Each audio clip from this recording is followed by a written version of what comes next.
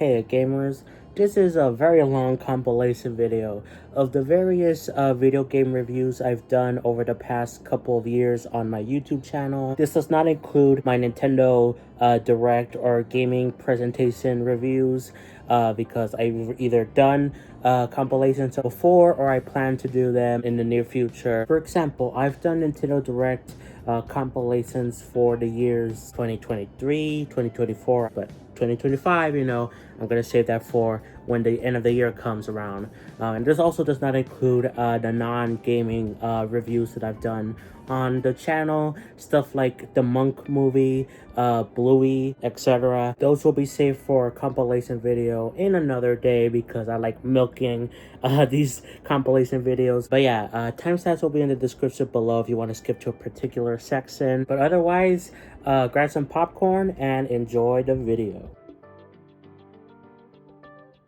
I just want to go over like the things I love about the Xenoblade franchise and the things I dislike about it. So I guess here we go. I'll start in chronological order of when the game's released. So the first one here is Xenoblade Chronicles 1 Definitive Edition on the Switch. Now for this game, also I should say spoiler warning. If you're interested in these games, then full spoilers. I'll be talking about the story and the details and all that stuff. So anyway, in the first game, I really enjoyed the story about it. I enjoyed the way it starts off with Sulk and his friends, and I love the opening of what was his name, Metalface. I forgot his name, but like Metalface, how he shows up and like kills Fiora, or at least we think he kills her. And like I love that part because it really struck with like determination from both the player and Sulk to go seek him out. The one thing I love about this game is the way they do foreshadowing. I love how it foreshadows things like ahead of time, and like you don't even realize it until like you've been in the game. Like just multiple parts where like Sulk says that he can't taste food, or like he has dreams or visions about the future. Like you understand why he says that or thinks that, because he's dead technically and came back to life. And like I love the plot twist of this game. I think the other two games that are coming up do plot twist a bit better, but this game still did really good, and it's what motivated me to finish Xenoblade 2, which I got first, and complete. I love the series. This was the game that got me to love the series and play all of them, and I really do appreciate it. I love the open world aspect to it. Technically it's not open world, but like it's very open. I love the side quest. Hot take, but like I think the side quests here are actually kind of better than like Xenoblade 2. Xenoblade 3's, maybe they're tied, but like I think the side quests are really easy, really fun, and really quick to do, that I enjoy doing them.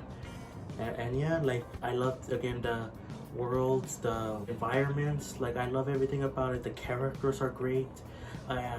If I had to pick like a least favorite character, maybe it's Sarla. Yeah, maybe Sarla.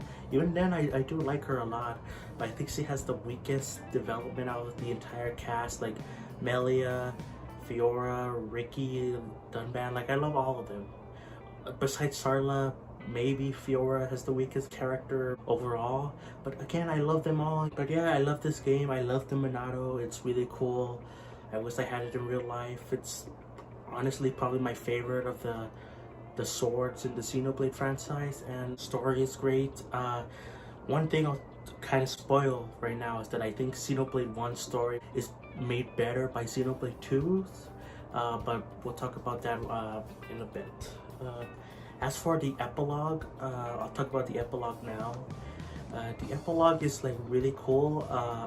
Another hot take, I think the epilogue is better than Xenoblade 2's Torna DLC. Like, I think the epilogue does a better job at telling a more complete story that you don't really have to like Google stuff to understand. There's like a certain part where like this kid, I forgot his name, but like this kid is like stuck in the Alchemoth. Like Tyrea finds him there, and it's like not explained that well, like when it took place, like when was he there after, because it was in the ocean and then it floated up to the Bionis shoulder.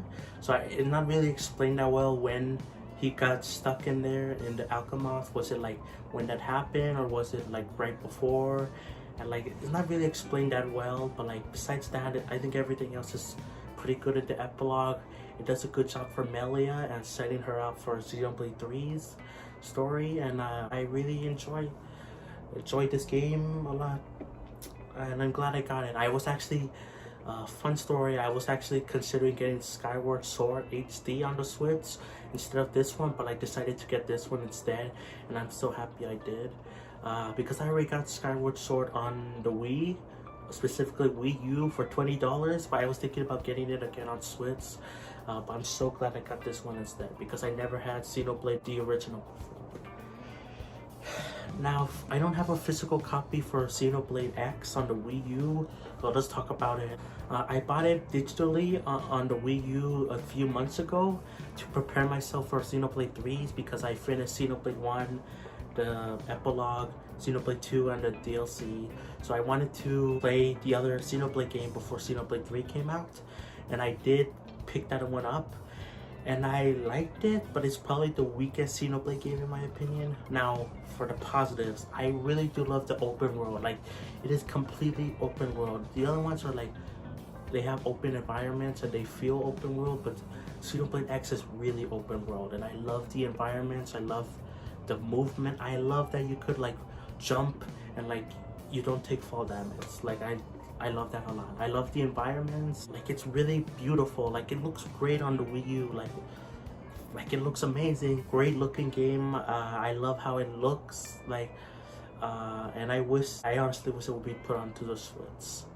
Now, for the things I don't like about it, the story is the weakest out of all the Xenoblade games. It's actually a good story for the most part, but like, it's definitely not the focus of the game at all. It's good, but like it's not great, or it's like no plot twist beside like one about the character Lao, who's like a good guy, and then like he turns bad and he turns like good again. It's been a while since I played, but it's an okay story, I guess. Not the best by any means. Also, the equipment system. I didn't talk about this with the first game, but I actually like the equipment system in Xenoblade 1. I like how simple it is. I like how you could change up your looks, and like it looks very organized, but very, what's the word, detailed. But Xenoblade X's detailed equipment system is like really confusing, really complicated, and like very ugly, dare I say, which is another reason I wish it was put onto the Switch. I think it would look, they would make it look better, the equipment system, I mean. But yeah, I mean, that's basically it for the positives and negatives of that game. It's definitely not the best Xenoblade game. I like it, but I think it could improve a lot with a port to the Switch, or like a sequel or whatever. I love the open world. That's the thing I love the most about the game, and I hope at the very least that comes back into Xenoblade sometime soon. Xenoblade 2. This game I got first in 2018. This was the first Xenoblade game I ever got, and I played a little bit of it and then I fell off. I liked it, I knew it was a good game, but I couldn't figure out like a part in chapter 3, like the final boss of chapter 3. I couldn't figure it out. I tried to level up and grind like crazy, and I was too stubborn to change the difficulty. Eventually I was actually able to level up enough to beat the boss, and I was able to go a little bit forward into chapter 4, but I still didn't finish it until Xenoblade 1. I beat that and I played through it all, and that got me motivation to actually finish Xenoblade 2, because I knew, I didn't look up spoilers, but I knew that this was connected to Xenoblade 1, and I know it's a sequel, but like it was directly connected somehow. So I'm like, oh, I gotta find out how it. And then like as I went on, the story got really good. Actually, I like the story, but it got really good the second half of the game, and it was like really interesting. I love the way they hinted at what connects Xenoblade 1 and 2 through like what's it called, like visions. Basically Rex has visions, so whatever, when he touches the sword and chapter 7 or I think it's, or no, chapter 6 I think, but it hints at it, and I love that it does that. And in the game, this game probably has the best final chapter slash ending of any of the games I played. I love how in chapter 10, I love the way it opens. It opens with a space station, but like it reveals how Xenoblade 1 and 2 are connected with like with Klaus, and like doing the conduit and like making two different universes. I love how it connects to Xenoblade 1 and 2, and that's what made me love Xenoblade 1 more, because of this game. Like I love the story. I think the story, it's hard to say. I think the story is better than Xenoblade 1 eventually, but I think overall Xenoblade 1's story is more consistently good. But like this game, this ending and like the second half of the game is like really good. For the things I don't like about it, again, like I couldn't really get into it because of like I was stubborn and slash like the level grinding and stuff like that. I think that's a slight problem. The other problem I have is like the what's it called, the blade system.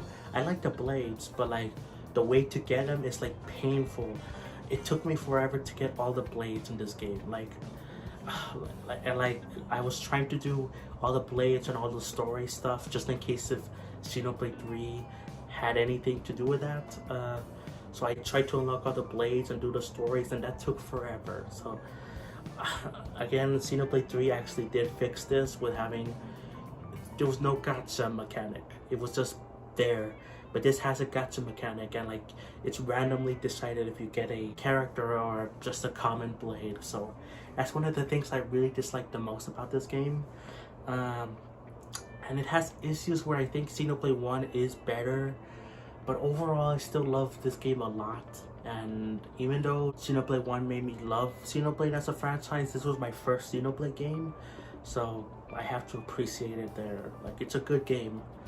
With some problems, more than the other ones. Oh, I forgot to mention, I was about to move on to Xenoblade 3, but I forgot to mention the DLC. First, for the game DLC, like without the story stuff, I like it. I like how there's challenge battles, and I like how you could get Sulkin, Fiora, and Alma from Xenoblade X. Like you could get those characters as blades. So I like that. And the challenge battle is good and all. The side quests are okay. Not amazing, but yeah. But the story DLC, I was disappointed by it. It's good. It is good. I played it a second time, and I think it's better the second time around. And I actually think it's actually better if you play the DLC first before playing the main game, because it actually ties into the main game really well. And like, I think it's actually perfect that way. Some people might disagree with me, but yeah, I think it is better to play that before. But even then, I think the DLC is like there's lots of things where you have to like Google something to like make, or like reread or look up again story details of like, oh that's what happened, oh okay, I guess that's what happened. Like it's just not explained that well in the game. The main story itself is okay, but like there's like other side things where like a character attacks like a village, like Mallows, he attacks Jerusalem, and it's like it's not said at all in Xenoblade 2, like the main game, but it's said here in the DLC, and like that's really confusing, and you have to look up like a video or Google it or reread it or replay it or something to like understand, like just understand the DLC. I think it's actually weaker than Xenoblade 1's epilogue. So that's it. I think it's weaker, the DLC, but it's still good. But like this has way more problems than I think most people are afraid to admit. But yeah, now let's go on to the final Xenoblade game so far. Xenoblade Chronicles 3. I have like a rocky relationship with this game, to say. I was so hyped for it. I wish I recorded my reaction to when it got first announced. I was crying, screaming.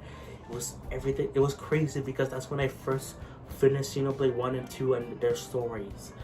Like, and then I replayed those games again and bought Xenoblade X because of this game.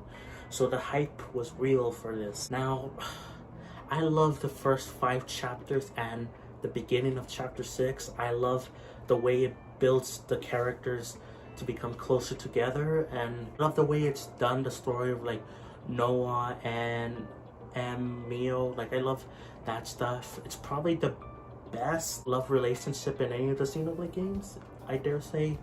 Pyra, Mithra, and Rex are probably a second, but I think the love story here is actually better. But I love the way it does everything up to the beginning of chapter 6. But like, as soon as you hit chapter 6, it starts to go downhill. Like, things just kind of, you just go right away to the palace where Nia is, you know, from Xenoblade 2, and like, I don't know, it's not really built up that well. You just go there right away.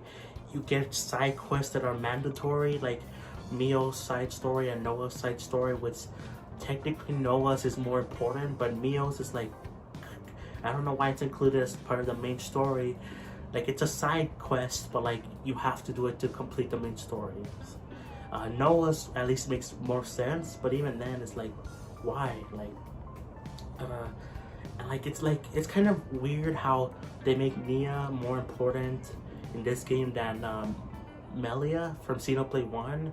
Like, she just gets captured and that's it. Like, and like the lore and how the worlds combine into Xenoblade 1 and 2 and Xenoblade 3 is not really that great, I dare say. I think it's actually good looking at it more like through like different videos of different people, like Luxon, he does good videos on it, so that helps obviously. But you shouldn't be able to just look up something to better understand it. It should be in the game itself. Like, yeah, like, I don't know, I like the game a lot. I still think it's really good. I love the way, again, how they fixed Xenoblade 2's thing of like the blade system. Now it's just like side quests that you could take and there's no gacha mechanics, and that's great. The side quests, like the general boring side quests, are actually good this time around. And like, they actually make me want to complete those side quests. Xenoblade 1 made me wanted to complete it just because it was easy, but these ones were actually good, and so they made me wanted to complete it. Xenoblade 2 side quests are like, besides the blade quest, are like, I don't really feel like completing it. I mean, I like this game a lot. I think I made this comparison in my Switch Collection video, but Xenoblade 2 has a rough opening but better ending, better second half, while this one has a great first half. So that's great opening, but like kind of falls off at the end. So yeah, and for the DLC, we don't know the story DLC yet, but judging by how it looks like it's gonna feature Rex and Sulk in like a maybe epilogue. I hope it's an epilogue, to be honest, because oh yeah, another thing, the ending was not that good. The ending for this game is like, it made me not mad and not like, it just kind of disappointed, I guess. The ending was like, I don't know, it felt very unconclusive. Like I don't know, that everyone just forgets everything that happened. Like, what was the point of the game then? Like, everything just didn't happen. The one thing I liked about the ending was seeing Sulk's Monado, the Monado Rex, and seeing the picture of Rex and his kids and his wives. That's really funny, and I love that. And Poppy coming out of the thing with Nia, like, that part was great. I love that part. But like, the rest of it felt very, like, I don't know, it felt very disappointing, I guess. Which is why I hope the DLC is like an epilogue of sorts. The DLC so far for this game is like challenge battles, which are weaker than Xenoblade 2's. So I hope it gets better, the DLC. I have high hopes for the story DLC. I hope it's an epilogue, and I hope it's really good. I feel like it will be really good and make me love the game more. I do love this game, but like, I have lots of issues with it, and it's hard for me to rank them. I say maybe the first game is overall the best. It has the best overall story, not the highest highs, but like overall like pretty well-rounded story. Xenoblade 2 has, I think, a better story, like higher highs, but like it has some lower lows, and like some of the mechanics like the blades like needed work.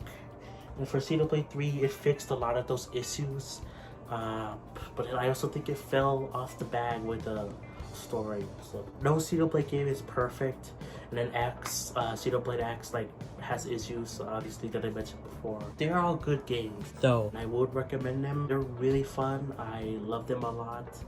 They're what got me into playing RPGs in the first place. I barely finished the Xenoblade 3 Wave 4 DLC Future Redeemed. I am so used to calling it Wave 4, but it's Future Redeemed. I barely finished that just a few hours ago as of the time of recording this. I got done with a live stream. If you want to see my reaction to the ending, then I'll link it in the description. But after thinking about the ending and the DLC as a whole, and watching some people's reactions or discussions on the ending, yeah, I have a lot to say, so expect this video to be kind of long, probably like, I don't know, 30 minutes, I don't know. And I am going to be spoiling Future Redeemed. This is going to be kind of like a review of sorts for the DLC, so you've been warned. I'm going to spoil the DLC, along with spoilers for the other Xenoblade games, and probably the other Xeno games, like Xenogears and Xenosaga. You probably don't want to know why if you don't want to know spoilers. So again, fair warning, if you don't want any spoilers, then it's now your time to click away. So bye bye. So how are you? No, okay. Okay, so yeah, I'm gonna just do a basic review of the DLC, and then we'll talk about some of the crazy lore stuff that happened. So let's go. So in terms of what I thought overall of the DLC, I actually quite loved it. Was it perfect? No. But honestly, I think it was the best DLC that I've ever played. I know people love Torna. I know there's also some issues with Torna, Xenoblade 2's DLC. But honestly, I think I love this DLC more than Torna.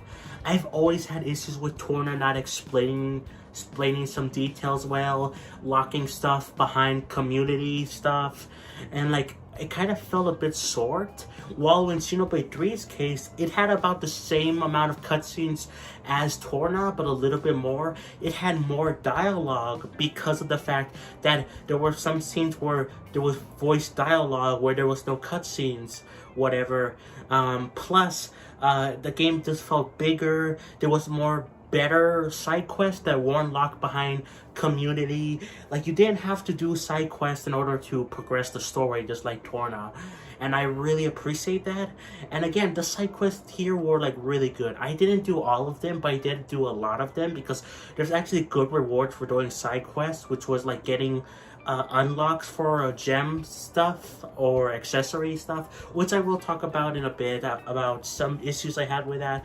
But overall, it was still gave me a reason to do side quests. So yeah, overall, I think this DLC was much better in terms of an overall package than Torna. Well worth the $30. I mean, boy, it was like $5 for the other stuff and like $25 for this one. It felt way more worth it, honestly, and that's actually kind of a good thing because I love Torna. Well, I like Torna. It had issues, but overall, I love all Xenoblade games. But Torna, I felt like had a lot more issues, and it felt a bit shorter. And it was all in a $30 package with the already good stuff, like good other side content in Xenoblade 2, like the challenge battles. In Xenoblade 3, there's some good stuff like the Gauntlet mode, which is like the roguelike mode. There's time attack stuff, but honestly, those aren't really that interesting except for the rogue-like mode or whatever. That was a little bit more fun, but overall, it was just not as good as Xenoblade 2's main game DLC, but I think it elevated it, and so now they're on equal levels with the story DLC, where I think if this makes sense, I think Xenoblade 2 had better, better like challenge battles and stuff like that for the main game, but had a weaker story. While Xenoblade 3 had a better expansion DLC, but not as great side stuff for the main game. That doesn't mean either of them are bad or good. I just think that honestly, I think I prefer Xenoblade 3's DLC. So yeah, there you go. I really enjoyed that part. Now, talking about some spoilers for the story. I really like the story. I had some issues with it because I don't know why, because it feels like sometimes with some Xenoblade games, like Torna, I've seen this a little bit, just a very little bit of Future Connected had this as well. But Torna had this. Xenoblade 3 was the main one that had this, and Future Redeemed sadly has some of this too, where some of this stuff isn't explained that well in the game. You either have to watch YouTube videos of other experts like Luxin, who I watched his video about the radio, which we'll talk about the radio. But like, I just have a problem with like it just basically makes you feel kind of stupid for not understanding what the game is trying to tell you, and like you have to look up other people's videos to understand some things. Now again, I don't think the DLC did this problem the worst. I think Xenoblade 3, the main game, did this the worst, and even then I replayed through that in New Game Plus and I appreciate it way more. But I still think this DLC still has some issues, like specifically in terms of the ending, which is usually with the ending stuff, where it wasn't explained the best right away about why Sulk and Rex and A were kind of disappearing. Although it was kind of, looking back on it, it was a little more obvious, but at the moment it was a little bit like, huh, Avatar, what? Yeah, because they become like the Avatar to keep the world stable. Also, this is a more important thing that was not really said at all, but it seems like Logos, which is Malos's core crystal, has some part to do with Noah's or End's sword, the Sword of the End, which makes a lot of sense, because I think some people were theorizing that in Xenoblade 3, especially because it's like purple and stuff like that. But like, it was hinted at very, very, very softly, like so hinted at, like I wish it was just explained more, because Rex talks about, if it was them, I don't think they would have batted an eye, and then it points to N with his sword, which is Malos, and then with the gauntlets that Matthew has, which is Numa, which again, that wasn't explained that well. I had to watch a video to basically get the idea that basically Numa, like the core crystal, was part of like what gave the Ouroboros power or whatever, and it was hiding underneath the gauntlets that Matthew used. But it just kind of came out of nowhere when I first saw it, like where they would combine, and then like they basically became like an opposing thing for Alvis, or as he's known in Xenoblade 3 Future Redeemed, Alpha. I'm still gonna call him Alvis though, even though technically Alvis is like split off between Alpha and A. But anyway, so that's I wish that was explained more, but besides that, everything else was pretty much explained what I wanted. There were some things about Riku that weren't explained directly in the main game, but apparently there was like some kind of side quest or something. I saw this on YouTube, which again, I don't know where this side quest is from or what is it, but there's like some dialogue that reveals that Riku is actually, it's either Ricky's son, you know, Ricky from Xenoblade 1, his son, or Kino's son. I honestly think it might be Ricky's son, just because he was probably an adult, or Riku was probably an adult when Origin went off. And this is another thing that was not explained well exactly, was like, why were Sok and Rex and like so many of the other people, like Panacea and Pinka, whatever, like why were they, you know, still alive after like 300 years or whatever, after Origin went active? Now it seems likely that it's because of the fact that, well, there's two theories I have, and then what I saw. One is that they were all inside Origin when the thing activated, so they kind of had some weird rules going on. So yeah, otherwise it's also possible that they aged like that because they weren't between the ages of like 10 and 20 like the other characters were, which they became part of the cycle because of, I think, their ages of being 10 and 20. Any other characters, I think, were that were older than that, they basically live forever in Ionios, but like any people that were 10 and 20, they became part of the cycle. Those are the two theories that I've seen online and that I thought of. But like still, it wasn't explained that well. The most they said was that they don't know why they're like that. That's what they said in the game, that they don't know why that happened. So I wish that was explained a little well. And like about Riku, this was explained in like a side thing, like a side quest. I think he is Ricky's son. That feels like that makes the most sense because he said that his father and Melia were traveling companions. Which, yeah, Melia and Kino were traveling companions in the future, connected, but that was only for a short time. And plus the ages don't really line up. So, and because Kino was a child, so you know, so I think it was Ricky. Plus he has like a lot of kids, like I think like 12 other kids.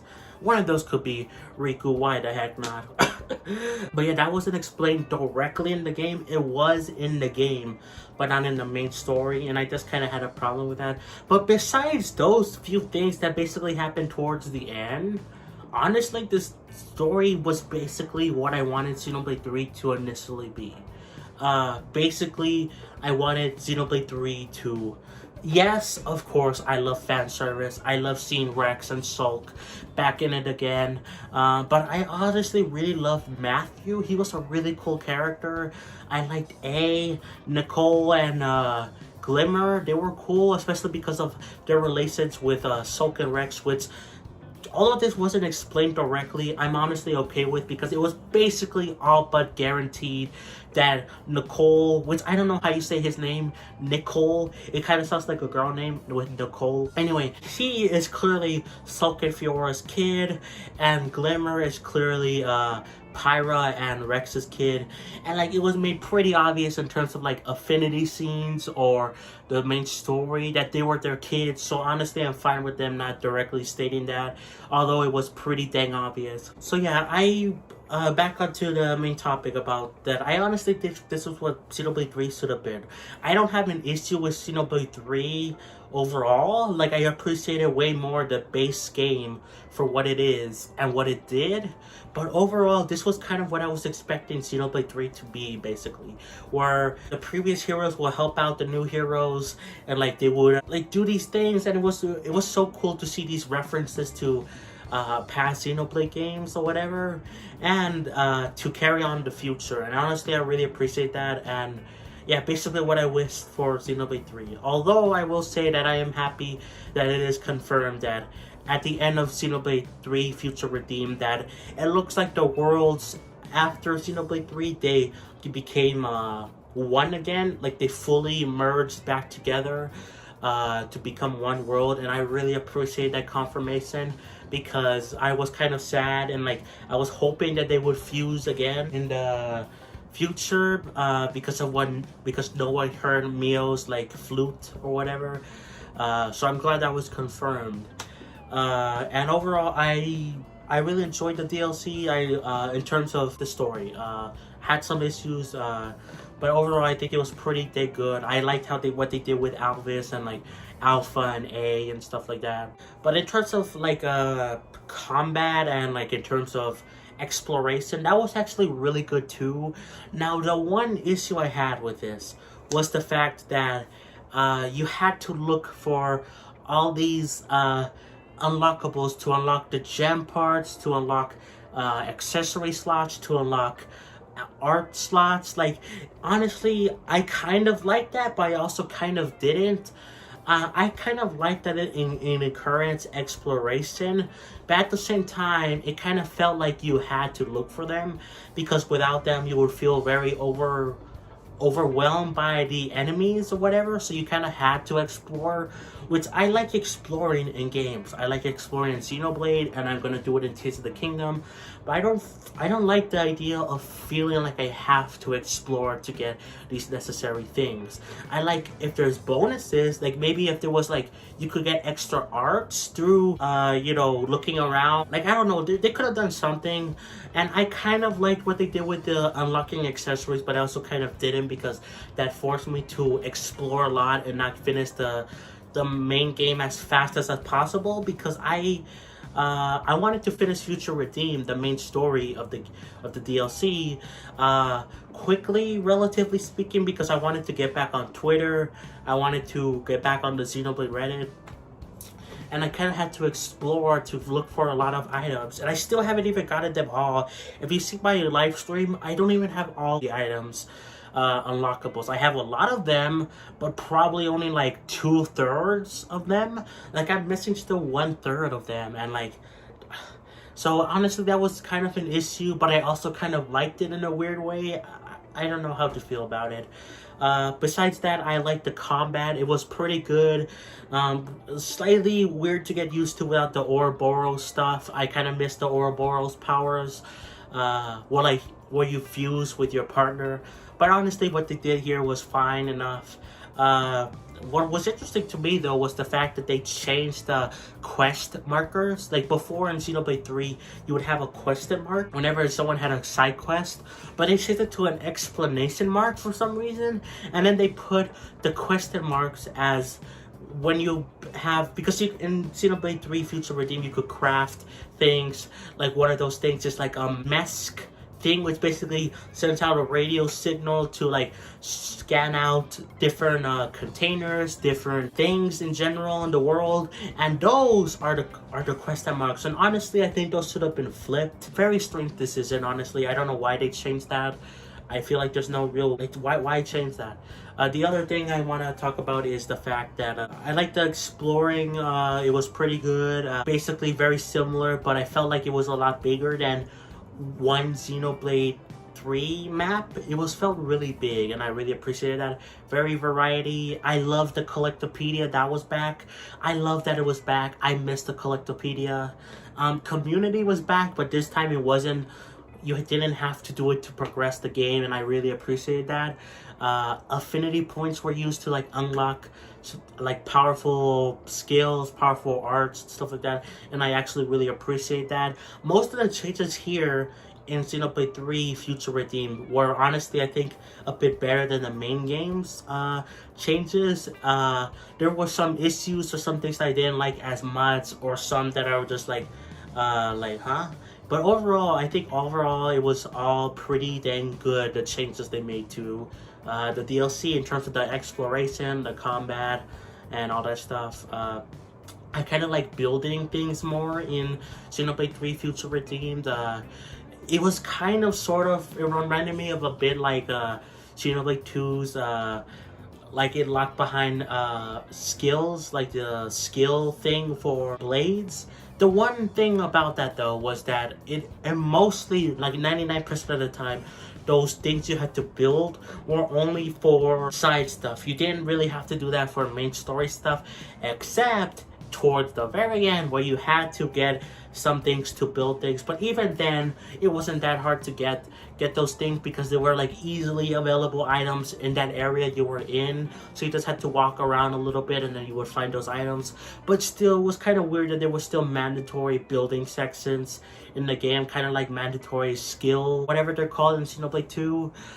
So I had that issue, but overall most of it was side stuff, and I really appreciate that. So yeah, overall this is basically where it ends for the review section. Now I want to talk about the other Xeno stuff that happened here, because honestly I wasn't expecting all the other Xeno games, including Xenoblade X, Xenogears, Xenosaga, all those things to be referenced in this DLC. If you told me they would be referenced here, I would have been like, okay, sure. I would have thought maybe small references, but no, these are like really big references. So much so that with Xenosaga's case, it feels like that one is connected to Xenoblade. Like it is part of the same timeline, which is really cool. Now, I don't know that much about Xenosaga, Xenogears. I have played Xenoblade X, but I don't know about the other games. I watched videos that went over the plots over those games like a year ago or a few months ago.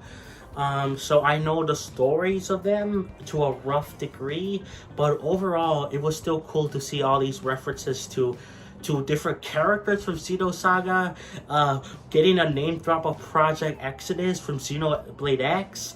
There's like some stuff from Xenogears, like the town, like where Klaus's world, like that.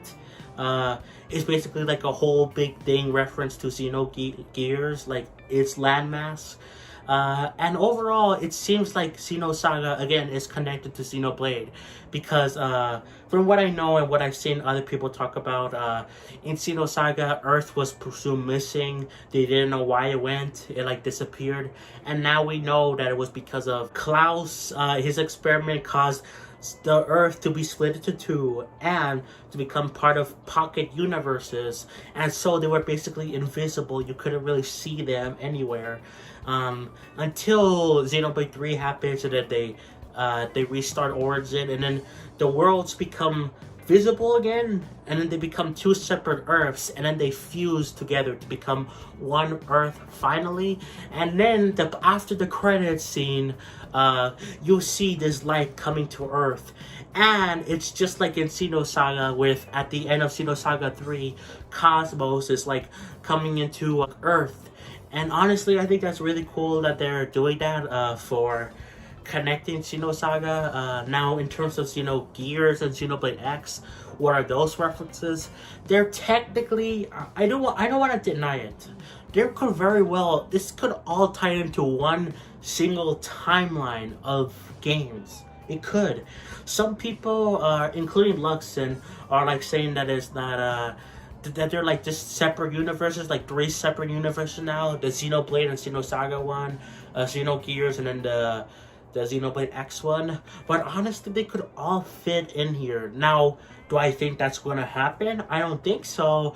I think those are just alternate timeline. Like, they all basically happen around the same time, but they're all split off different universes. We knew that Klaus kind of knew about different universes.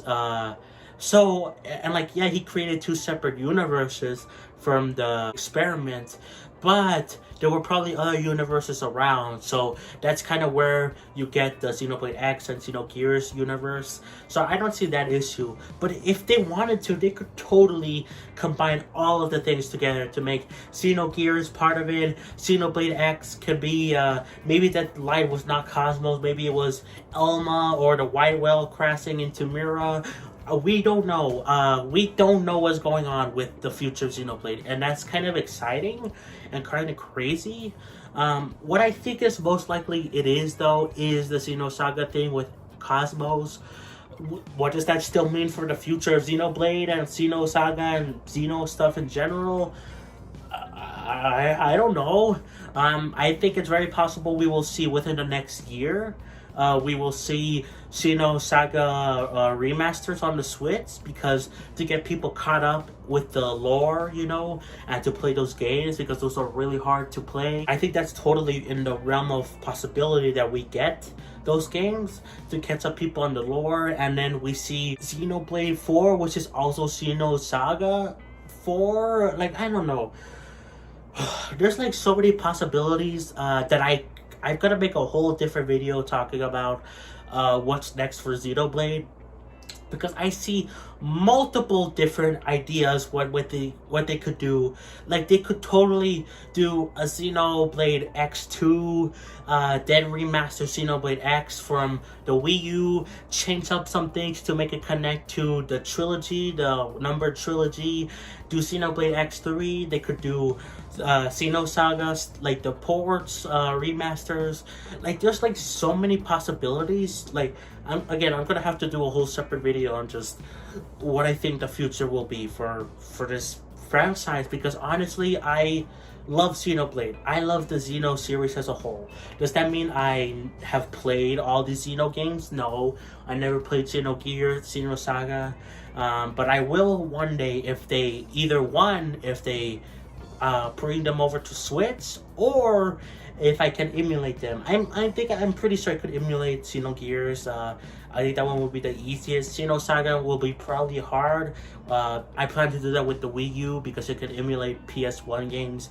I'm not sure about PS2 games. I feel like it would be possible, but I've seen some people argue against that. But either way, the future is gosh dang bright for Xenoblade and Xeno as a whole. Like, what else do I say? I love the credits as well for Future Redeemed. I love the credits of the games, like all the games with Xenoblade 1, 2, and 3. I love that they were all shown here, and I got pretty emotional at the end to see, like, man, how far Xenoblade has come, like in over, what, like 11 years now? Like, it's become such a big franchise. Like, it's not obviously like anything like a Mario franchise or Zelda or even something like Kirby or whatever, but it for sure is like a very important franchise to not only Nintendo, but to people, including myself, around the world, and I really appreciate that. And again, the future is so bright for Xenoblade and Xeno as a whole, and Monolith Soft. I mean, Monolith Soft is an important company for Nintendo. They're working on Tears of the Kingdom. Obviously, they worked on Breath of the Wild. They're a very core part of Nintendo that most people either don't think about or don't know. And man, this is great to see how far they've come from Xenogears to Xenosaga to all the way to now. Like, it's just, wow. Overall, I enjoyed it. Had some issues, but overall, basically, this was what I ever wanted for not only a DLC, but kind of what I wanted Xenoblade 3 to be as a whole. And overall, I highly recommend the DLC. Great fun all around, great story. Of course, there's some issues. There's issues with every Xenoblade game, but man, the future is bright. I really wanted to talk about Xenoblade X and how it deserves a second chance at life, either on the Switch or Nintendo's next console, you know? I'm gonna be talking about some of my experiences with the game, positives, negatives, and what they could do in a definitive edition, which I hope gets made. And there is a possibility it will get made, but we'll talk about that more in the video, so let's get into it. So, I played Xenoblade X again recently, mostly because I was planning to make this video, so I wanted to record footage for the game. In fact, you're seeing it right now as you're watching this video, here and there, so that's pretty cool. But that was the main reason why I wanted to play X again. But honestly, going back to it, it's actually pretty fun. X, like, was there still issues with the game? Sure, but let's talk about the positives with the game. It looks amazing. It looks breathtaking. It's like one of the best looking games on a Nintendo console I've ever seen, like ever. And it's on the Wii U. Like, I can't believe how great the game looks, you know? Like, it looks so vibrant, looks so realistic, yet so alien, if that makes sense. Because, again, you're on an alien planet, you're not on Earth. So it really feels like you're on a different planet. But, like, it just makes it so beautiful. Everything looks so cool. Everything looks so, like, amazing. It's full of life, but, like, weird kind of life, you know?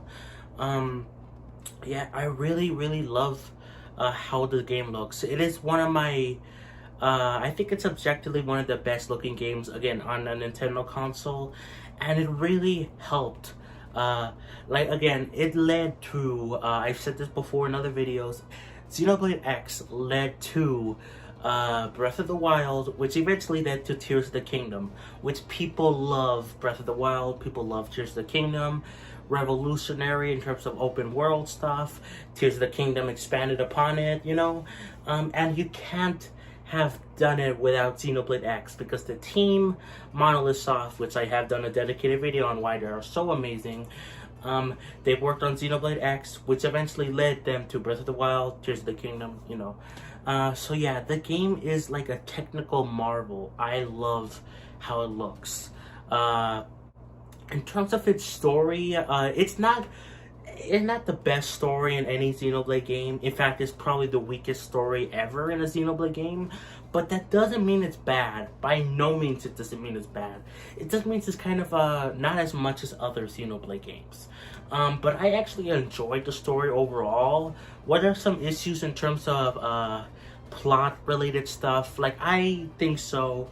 Specifically when it comes to Tatsu, there's a whole joke about him being food and stuff like that. They joke about it every chapter, and the first like 2 times it's fine, but then like every single chapter afterwards is just so really. But honestly, I never really had that big of an issue with it. It's only at the beginning of chapters. It's not really throughout the whole chapter or anything. So it's annoying for sure, but I don't find it as annoying as maybe other people do. Some people really hate the Tatsu jokes. So yeah, but another issue that I think it is a valid issue is just the fact with the game advertises to you get this scale, a giant robot you can travel around Mira with, fly around, do these crazy things, but you can't get it until like halfway through the game, and even then you don't know how to fly until like you're at the last like chapter or 2 before you finish the game. So I think that is a big issue. Like the game advertises it to you that like, oh, it's happening, you could do this like right away, but you can't do it right away. To access everything the scale has to offer, it's like near the end of the game. But when you do get the scale, it's amazing. And this is where I'm going to be talking about some of the positives before rounding out with some negatives again. But the scale, when you get it, it's amazing.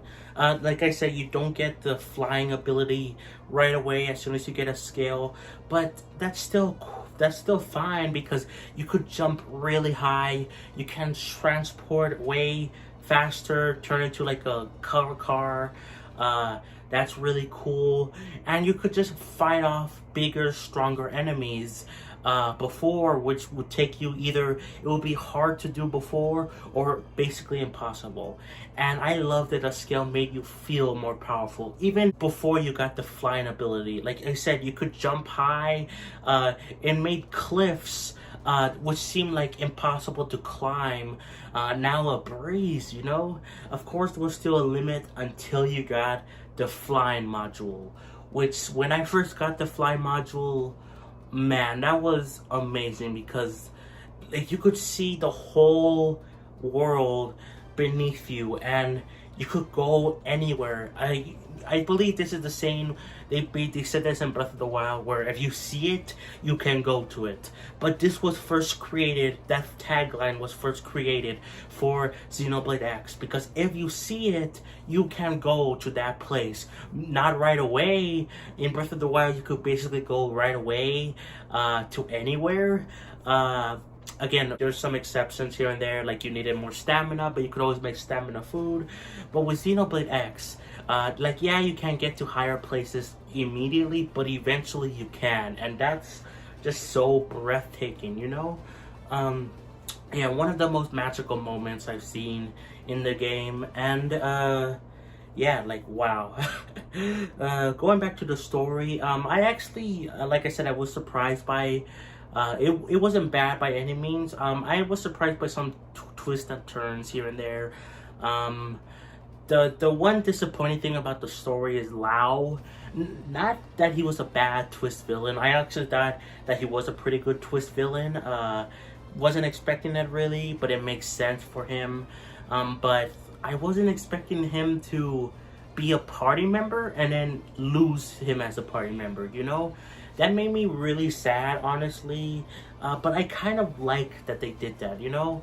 It shows that there's consequences, like you don't keep the same party members forever. And so it was kind of cool to see him be a party member but then taken away. But it is kind of sad because in the post game, like where I was playing on the stream, I'm playing with Gwen or whatever his name is. So yeah, which Gwen is from, he's from a affinity quest, whatever. You have other characters that, just like so many other characters you could be party members with. That's actually one of the cool things about X. I didn't really dabble with it that much. I stayed mostly focused on the story, with doing some side stuff here and there. But from what I did of the affinity quest thing, they were pretty cool. They gave that depth. They gave depth to the characters. Like again, Gwen, who I kind of forgot about, but they gave depth to him, who was just like in the main story. He barely is there. He's like there with his two other teammates, or at least one other teammate. But it is cool to learn more about them, and I especially found it cool with Tatsu, his affinity quest thing, because it actually allowed me to appreciate him a little bit more. I was fine with Tatsu. I thought he was meh, okay, not the best Nopon, in fact probably the worst one. But actually with the affinity quest, it made me appreciate him a lot more, actually, because it's about his he loses, I forgot what he lost, his like glasses, or he lost a family item from his dad, I believe, and he was trying to find it really badly because he felt bad. And I actually found that really endearing, you know.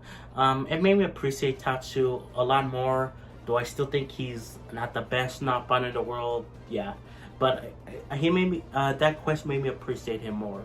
But the downside to those affinity quests is the fact that you're locked into it.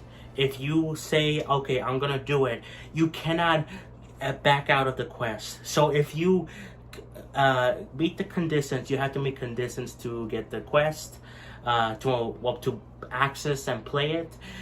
If you're at a low level in that quest, you're basically screwed. Like, you have to grind out other monsters, but you cannot change quest at all. That's really annoying, and that's one of the big problems that would have to be, and I would think would be fixed in the definitive edition.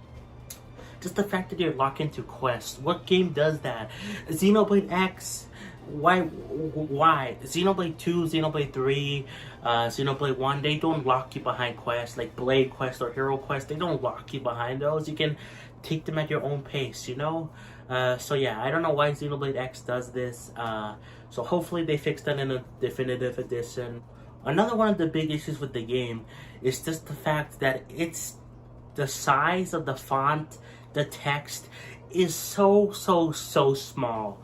I've had this issue with when I was playing the game for this video on a stream, where I couldn't read the text. Even though I am playing in front of a big TV, I can barely see the text. And even when I was because I changed rooms before, when I initially played Xenoblade X, I was playing in front of a smaller TV, but I was closer to it, and even then I couldn't barely see the text. So that needs to be changed in like a definitive edition. Just the fact that the text is too small, make it bigger. Another issue is that's honestly really annoying, is just the fact that you cannot change the volumes of anything. The voice actors, like, you can't change the volume of the voice, you can't change the volume of the background music.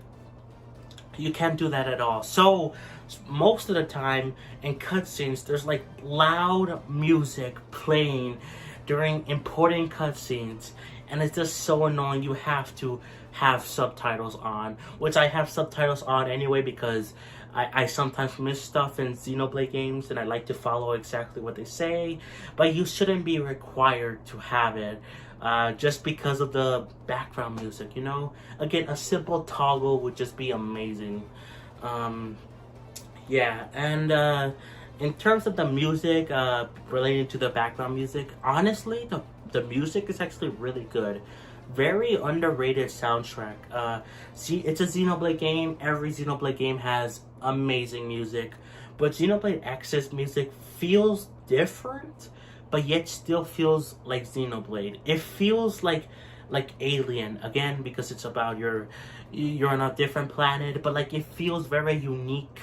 Lots of the tracks are amazing. I especially love the area themes, the flying scale theme, that like uncontrollable, like those are amazing themes. The one issue I have with the music is just the fact that sometimes there's some weird music, like with NLA, like that music is like, oh yeah, oh, like it just, they're doing that. But it's kind of funny, so nah. But most of the music overall is great. Again, it's a Xenoblade game. It's fantastic as always. But there's something different about X that I do appreciate for the most part. Again, there's some weird music here and there with NLA, like, oh yeah. Oh, well, I don't know. So yeah. But the point being for this video is just the fact that I want this game to have a second chance again, because it really deserves it. Does it, like, is everything about it amazing? Heck no. There's issues that I mentioned, like, again, there's no sound toggle for the voices or background music. Text is too small. You get locked into affinity stuff. But there's so much to love about the game. The music, the atmosphere, the open world. It's massive. It looks gorgeous. Imagine how good this will look on the Switch or Nintendo's next console. Like, just imagine. It would be so breathtaking. Like, it's just a shame that this game is not on like the Switch, or like it's just stuck on the Wii U basically. It's just such a shame. It deserves better, and I hope to God this game gets a definitive edition, because with a definitive edition they could fix those small issues and even add like a thing like Xenoblade 1. They add like a epilogue, because the game ends with basically a cliffhanger, which is so sad, because it just leaves you wondering like wait, what? How is Lao back to life? Like, what is going on in Mira? Why are people coming back? Like, why are you stuck on this planet? And it's just so cool, but we never got a sequel to it. So hopefully, maybe one day we get a sequel, remaster, with an epilogue. Again, I just want this game to have a second chance, and it is a possibility we will see it again. Xenoblade 3 Future Redeems ending hinted at either the future of Xenoblade X or Xenosaga. Hopefully it's both. I wouldn't mind both, you know. But either way, no matter what's the future for Xenoblade, I just want this game to have a second chance. It deserves it. It deserves to be remembered. It deserves to be fixed, because it's great the way it is, but it could be amazing. A masterpiece even, if they just fix those issues with the game. I want to talk about Tears of the Kingdom and give my final thoughts on the game, because as of me recording this video, yesterday I just beat the game on live stream, the main story. Now when I say I beat the game, I mean that the main story, I didn't do every single thing in the game. In fact, I have so much more things to do, like get more shrines, I gotta get the light roots, and I gotta get do all the side quests and stuff like that. So there's still tons of things for me to do, but I want to talk about mainly the story in this video, my thoughts on it. And obviously, because I'm going to be talking about the story, spoilers ahead for the whole video. So if you don't want to hear it, click away, check out my other stuff. Haha, hashtag always be plugging. Okay, so yeah, let's get into it. Now I am going to say that I like the story, I think, more than Breath of the Wild. I think it did a lot of improvement for the game. Now, I'm not one of those people that actually, like, didn't care about the story in Breath of the Wild. I know there's, like, lots of people that, like, thought the story was boring, or they didn't like the way that the memories had with the story. Honestly, I didn't mind the story that much. I thought it was good. Not, like, mind-blowing, like story ever told or whatever. Like Xenoblade has better stories than Breath of the Wild, but overall, like I thought it was a pretty fine story. I enjoyed it. I enjoyed Mifa. I enjoyed Urbosa, Daruk, Rivali. I didn't like, but like that was kind of the point. He's like a lovable jerk. So like yeah, I think the story overall was good, but I think they stepped it up in Tears of the Kingdom. They definitely had more like more character progression in terms of like Zelda, in terms of Minoru, who is the first king of Hyrule, which I will talk about in a bit, and how some people are annoyed by that. But like, and Sonia, I really like Sonia. Too bad she died. So, Ganondorf, I thought was cool. Wish we saw more of him, honestly. But overall, I think he was pretty good as a villain. Definitely a whole step up better than Calamity Ganon, which that wasn't really explained what Calamity Ganon is. I'm assuming it's not that hard to piece together that Calamity Ganon was like the essence of Ganondorf. Emerging or whatever. Like he's basically just like a Phantom Ganon. Like we actually see Phantom Ganons in this game, or the Blights. You know, Calamity Ganon was basically a Blight. But I wish they explained that more. And this is where kind of some of my issues start to pop up with Tears of the Kingdom, where overall they kind of didn't explain that much in terms of the story. Like they did explain the Zonai, which is cool. They explored the past of Hyrule. They talked about a lot, and I think the overall story was better. But in some cases, I feel like they almost ignored what happened in Breath of the Wild. Now, obviously, the characters remember you, like Purah, Robbie, like Impa, like they all remember you. They all remember the Calamity and stuff like that. But I wish they kind of talked more about the Calamity and about what happened in the past. Especially what I found very weird was in one of the Zelda cutscenes with where she says that she doesn't like Ganondorf's like Ura or whatever. Like she doesn't like his presence because of his name, and I just found it really weird that like she didn't put it together. The science girl, she's all about science and technology. That's Zelda's thing. Well, that's this Zelda's thing, and she didn't put it together that like Calamity Ganondorf connection. Like she didn't. Maybe she did, but I found it weird that she didn't even say anything about that, or even think that from as far as we know. So I found that a little weird. But overall, I think they did a good job with the story. Again, I just wish that they kind of like brought more attention back to the past, which was Breath of the Wild. They also kind of glossed over the whole thing about Zelda first being trapped, sealing Calamity Ganon for 100 years, and then she becomes an eternal dragon for like tens of thousands of years or whatever. And like, it's not really explained. Has she always been like that? Like, what I mean by that is like, in Breath of the Wild, was she a dragon? Like, was there another version of her as a dragon? Like, that wasn't really explained that well. I'm assuming there was. And like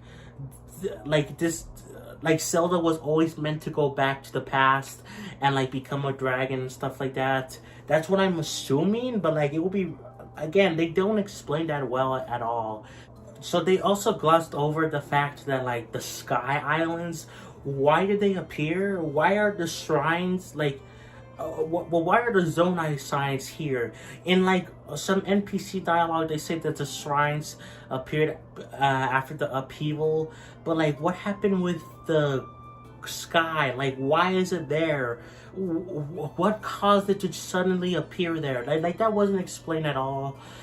So I wish they were brought into more details about that. Also, there's like a second Temple of Time, which I'm kind of confused by. Why is there two Temples of Time? The one in the bottom now is called the Temple of Time Ruins. So is there time travel involved, or is there a replica. Like, I'm not sure what's going on. I'm sure other Zelda people have a better idea than what I think. Although, talking about those Zelda people, I've seen some people that have been either really annoyed at this game, mostly because of the fact that it seems to retcon the Zelda timeline or something. Honestly, in my humble opinion, I'm gonna make a video about this, but I think the Zelda timeline is kind of stupid. I think there's references for, to be sure, there's direct sequels, like obviously Tears of the Kingdom to Breath of the Wild, but overall, I honestly don't see how there's a timeline. Like I just don't understand. Most of the games don't rely on each other, and if you were required to play all the games to understand everything, then that would be insane. And I just think it doesn't make sense because there's like 3 separate timelines, one of which was caused. The 2 timelines I could see happening, but was it the Fallen timeline or whatever? That one makes like no sense of it existing, because that being existing is like by Link dying in Ocarina of Time, which that's just a multiverse theory. That's not time travel, that's multiverse. If you choose a thing, then a split path. So that means there could be multiple Zelda timelines. So why are people thinking, I don't know. I think it's stupid. I'm gonna make a whole video on the Zelda timeline. But people think that this game retcons it because they say it's the first King Rose, the first king of Hyrule, even though we saw the creation of Hyrule in Skyward Sword. I think what's happening here is that this game takes so far in the future, like even the past segments that take place like thousands of years before Tears of the Kingdom, I think that takes place even in the far future, past all the other Zelda games. It doesn't even matter at this point.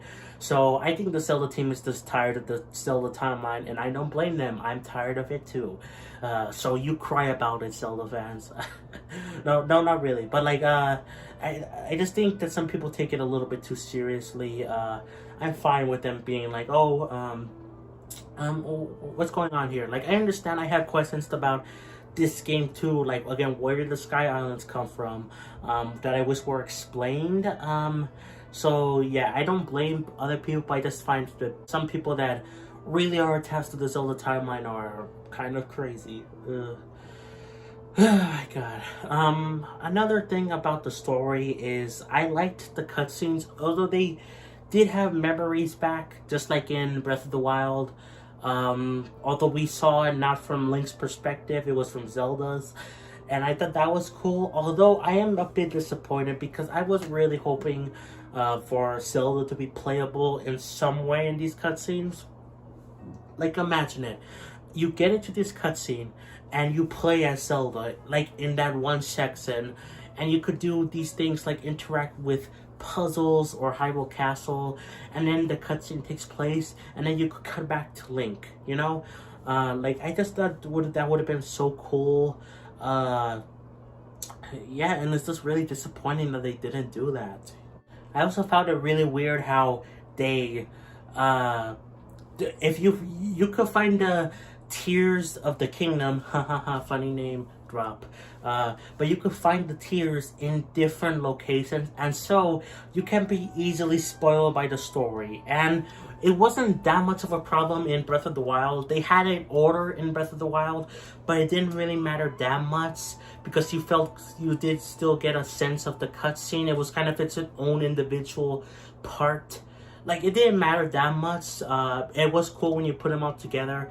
But with Tears of the Kingdom, it does try to have a more linear story. And I just think that that problem is weird when you could find a cutscene of Sonia dying, and in the next cutscene, everything's all happy and cheery. And then in another area, you could find another cutscene where they're mourning her death. Like, that's just total whiplash.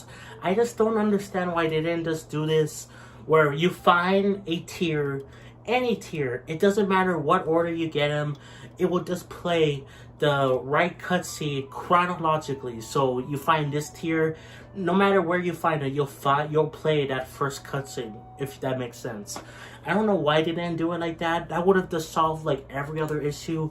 I know there's technically an intended order to find The memories, Impa tells you, like, I think it's from left to right or something like that, and you take a pixel from it if you want to, but the game doesn't it doesn't suggest that do like a main story thing.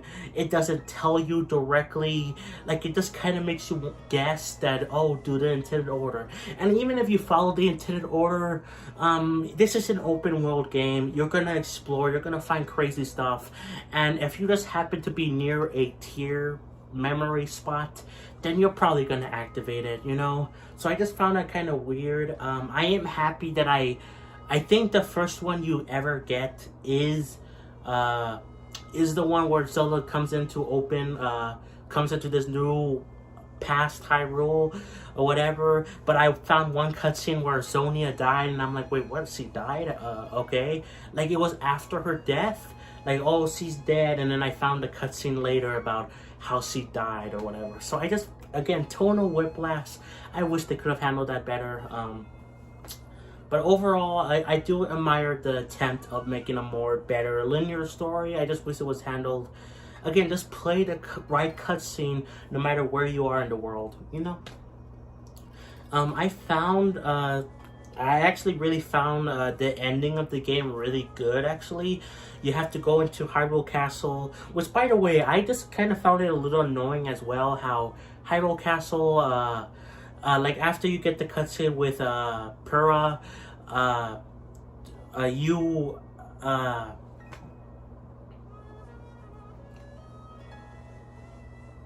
after you get the cutscene with Purah, she tells you to go talk to, oh God, I forgot her name. Her, like, assistant, or whatever, that's like a kid, I forgot her name.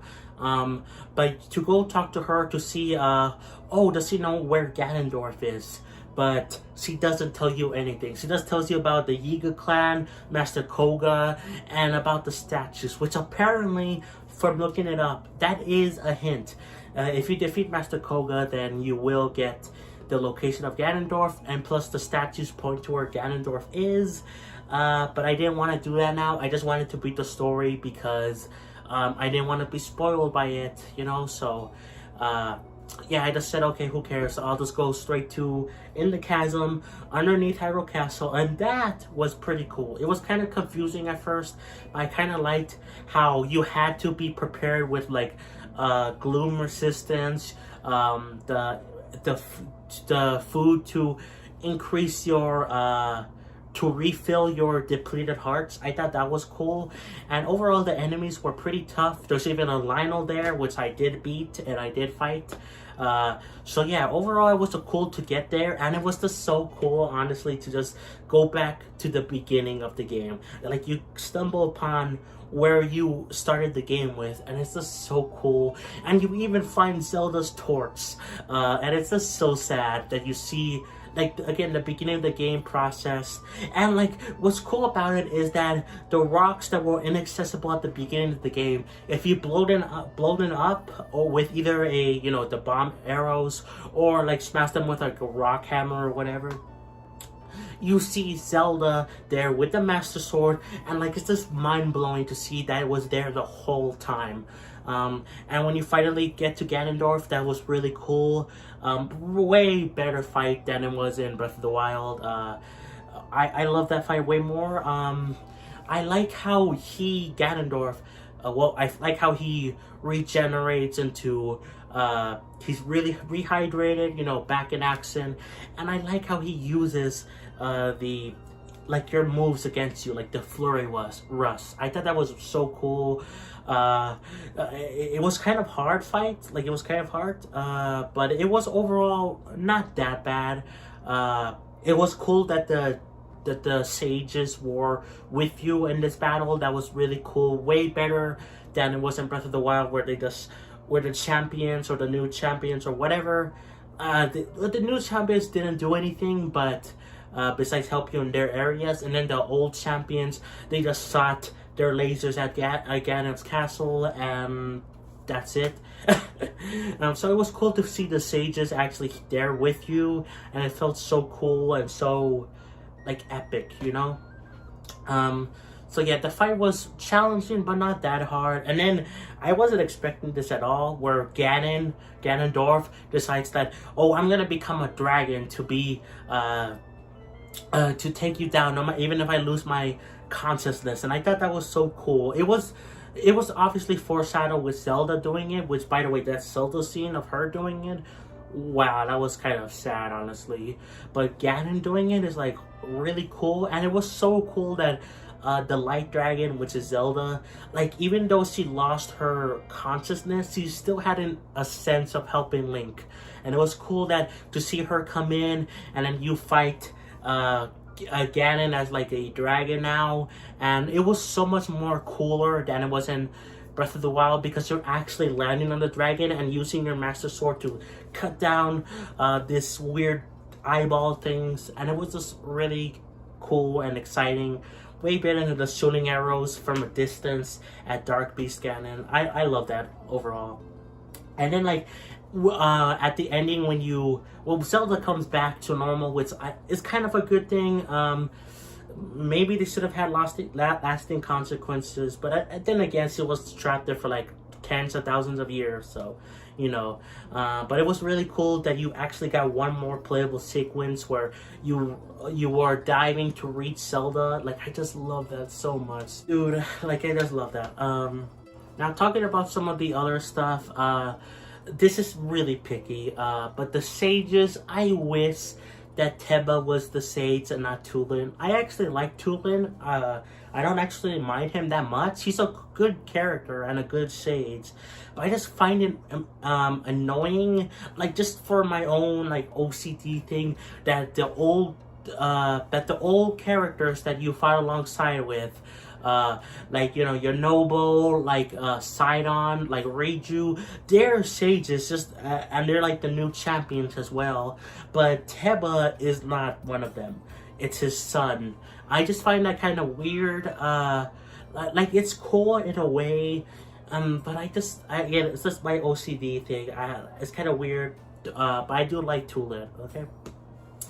Another thing is, coming back to the thing where I wish they explained more. I wish they explained more about where did the Guardians go, where did the original Sheikah Towers go, where did like all the Sheikah technology go. Like, you can assume some things, like there's like Guardian claws that appear when you get on the new Sheikah Towers, so you could assume that they dismantled at least some of the parts to make these new Sheikah Towers, and plus it was a reminder of the war of Calamity Ganon. But like, I wish they would actually tell you. You don't have to assume. This is some of my problems with not a lot, but some cases with Xenoblade, where I wish, like, you can assume things and that's cool, but when you do that all the time, it's just kind of annoying. Like, why not just tell us what happened to these Sheikah Towers or Sheikah Shrines? Like, where did the Sheikah Shrines even go? Some of them were there at the top, like, for like 100 years. Like the one in one of the Zelda's memories, that was there at the top. Some of them rose up or whatever, so you could assume maybe some of them went down. But then, like, what happened to them? Because there's like a whole underworld with chasms, and most of the chasms, or at least some of them, are where shrines used to be. So like, what happened to the shrines in Breath of the Wild? Did they just get destroyed? Did they get dismantled or what? I just wish they explained that.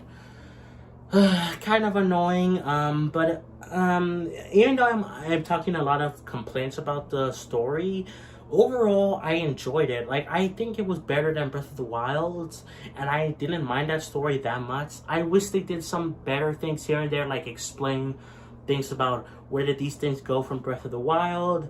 I also wish that they kind of referenced more Breath of the Wild overall. But in terms of its overall new story about the tiers, sages, I thought that was all pretty good. The only thing I have to criticize about the new stuff, really, is just the fact that every time you do a dungeon, they're like, oh, Secret Stone, imprisoning war. They just do that, like, they just repeat the same bits of information until they get to the more unique stuff with Zelda. and giving them the orders or whatever to awaken the new sages in the future. So I just kind of found that a little bit repetitive. They could have easily just tied it in again to just whatever dungeon you do first. That first time cutscene where like imprisoning war, Secret Stone plays, but you don't have to see that, or at least the same exact lining of events every time. They could have arranged it differently, like said the things differently. I don't know. There's so much things they could have done, but overall I think they did a step in the right direction, especially for people that wanted a better story and wanted better dungeons. They got them. The dungeons here are good. I think they are overall better than Breath of the Wild's, though I am not very smart, so the dungeons, especially the Garuda one, took like a long time for me to figure out. I say the Garuda one and the Goron one were the ones that felt the most Zelda dungeon-y from what I've played of other Zelda games. But in a way, I kind of don't like that because the Zelda dungeons I find are just way too hard, in my humble opinion. In fact, I'm just stupid, so obviously my opinion doesn't matter. But again, it is there for people that like them. I just found it. I think overall they're better than Breath of the Wilds, but I kind of like Breath of the Wilds more because they're a little bit easier for my dumb brain. Oh my god. I love this game so much. I'm gonna be playing like lots of hours on it. There's still so much things for me to do, like side quests, all the shrines, there's like a lot of things for me to do. Go into the depths more, get all the light roots. Like, I'm just so excited to play more of this game, but I am happy I beat the story so that I don't have spoilers.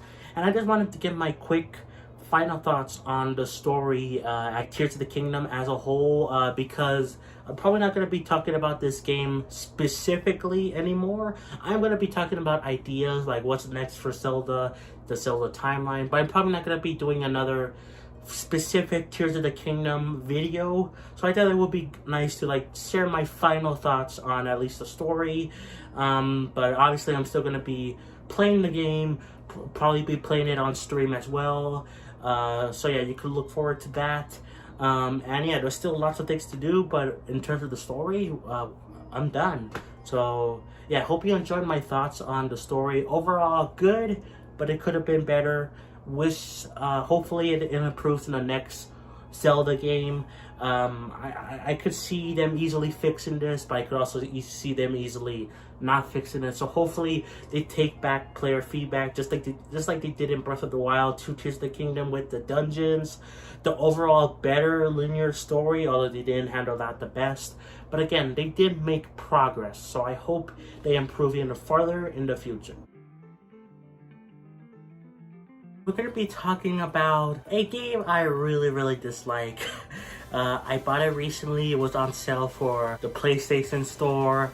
It was like $9 or something. I also bought it along with other games like Pac-Man World Repack, New Super Lucky's Tale, Battlefront 2, Star Wars Squadron, Super Meat Boy also. But this game, I heard some mixed things about for sure. And that is, of course, Super Monkey Ball Banana Blitz HD. I've heard lots of people not like this game, but I wanted to give it a try myself. And yeah, I just want to talk about my experience with the game and how much I kind of dislike it. Oh my gosh. So yeah, let's just get right into it. So I bought this game again, yeah, PlayStation Store. I finally beat it just a few days ago as of me recording this video. I'm really happy about that. Now, it wasn't all bad. Like, to make it clear, I think the big reason why many people didn't like Banana Blitz is the original version, which was on the Wii. And that's the main reason was because it had forced motion controls, and especially in the second half of the game where the levels are way harder, it's so much more frustrating with motion controls. I had trouble with them, and I will bring up the issues I had with the game, but I cannot imagine that it would how much harder the game would be with forced motion controls. Like, oh my god, I don't think I would ever finish the game then. So yeah, that's probably one of the big reasons why people don't like this game. Another reason is because of the fact that in the original game, it had 50 mini games, and all of them like sucked.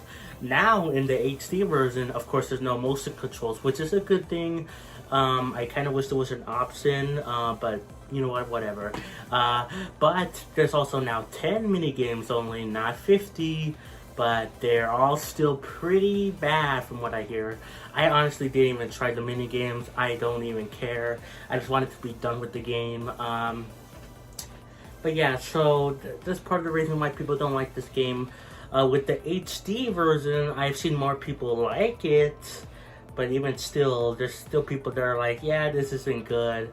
I still find it very strange that Sega chose to revive the Monkey Ball series with Banana Blitz instead of Banana Mania first and foremost, because Banana Mania is the first like 2 games and deluxe. The original Monkey Ball games from GameCube, so I don't know why they didn't do that one first. But whatever. But yeah, more people like the game now, but I am not one of those people. This game, so it started off fine. In fact, it started off pretty easy. In fact, a little bit too easy in my opinion.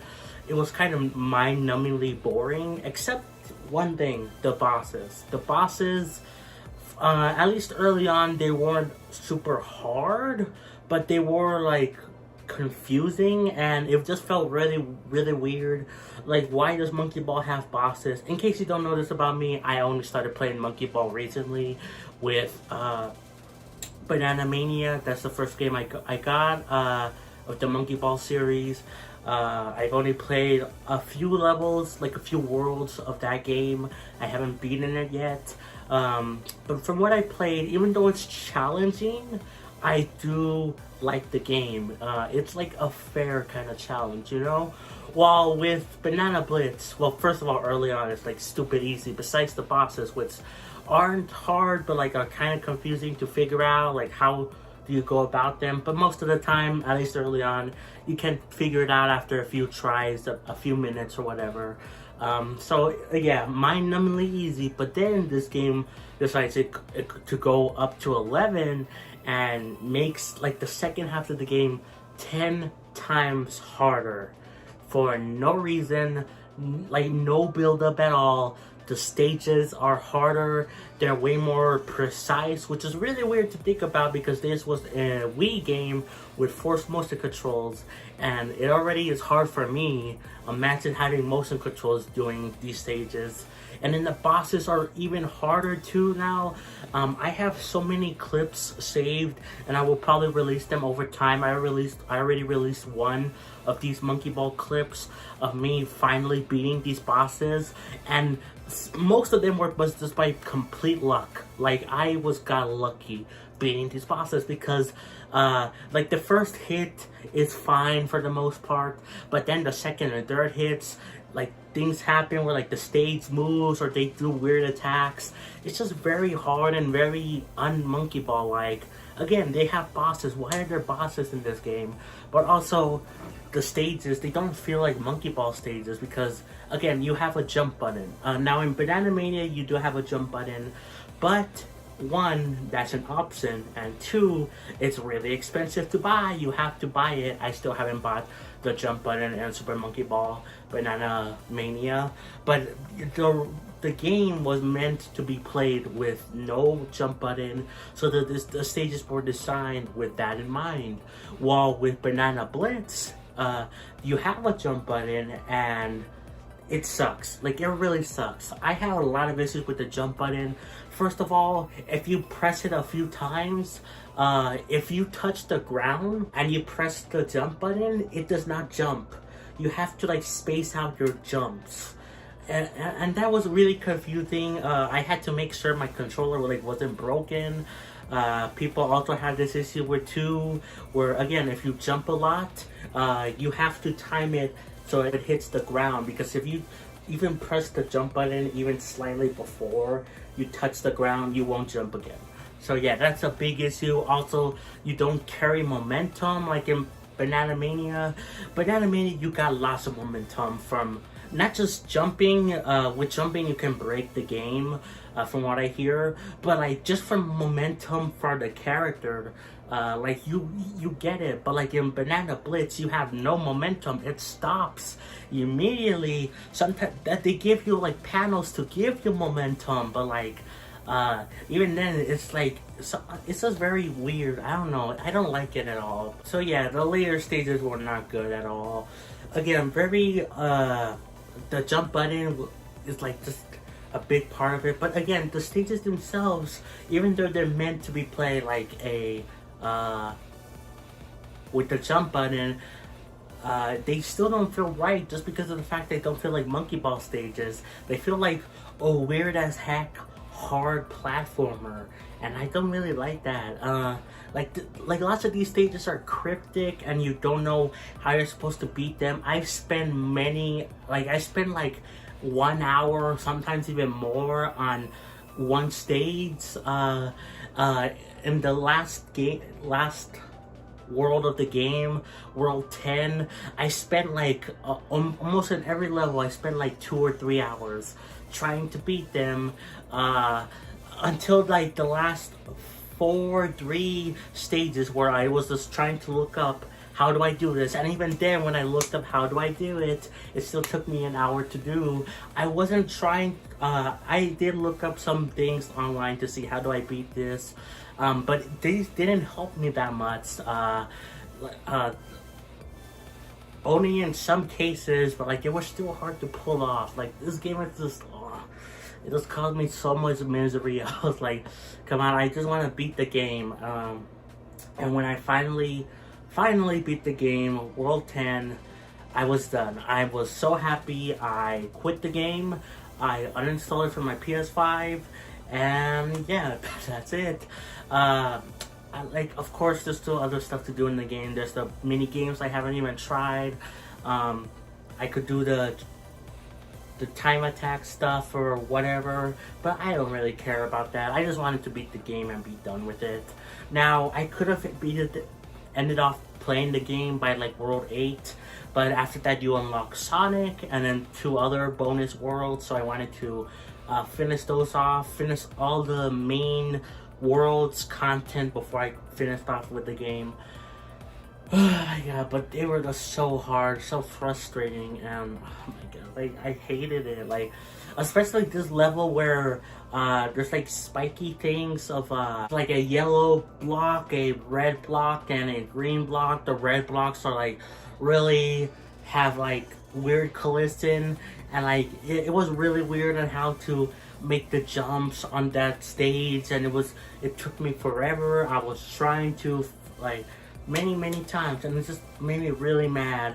And even when I looked at videos, I was like, okay, that kind of helps me. Like, I learned of a shortcut I could do, but the last section of the stage was still really hard, and the only advice the guy had to give was get good and go to the sides, which can still make you bounce off it. And yeah, this game, I think this is probably one of the worst games, if not the worst game I've ever played. Technically, it's not that bad, okay? There's obviously worse games than this one, you know?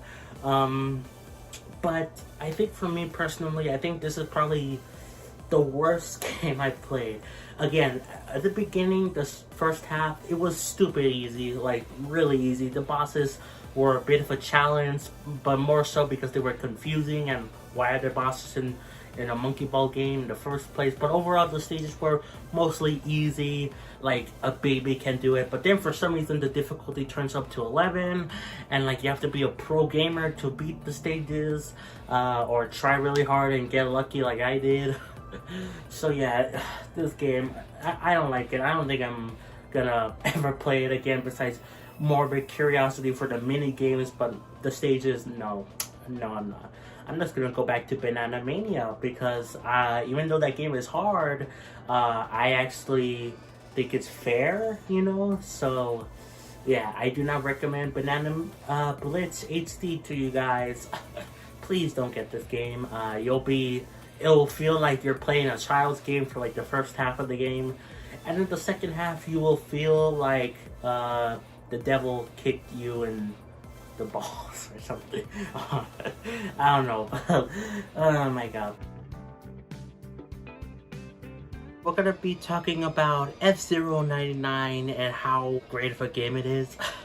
This is gonna be kind of sort of like a review slash my overall impressions with the game. I could have done like a first impressions video, but I kind of wanted to let the game sit for a little bit, let me play it for a little bit longer to form my full concise thoughts on it.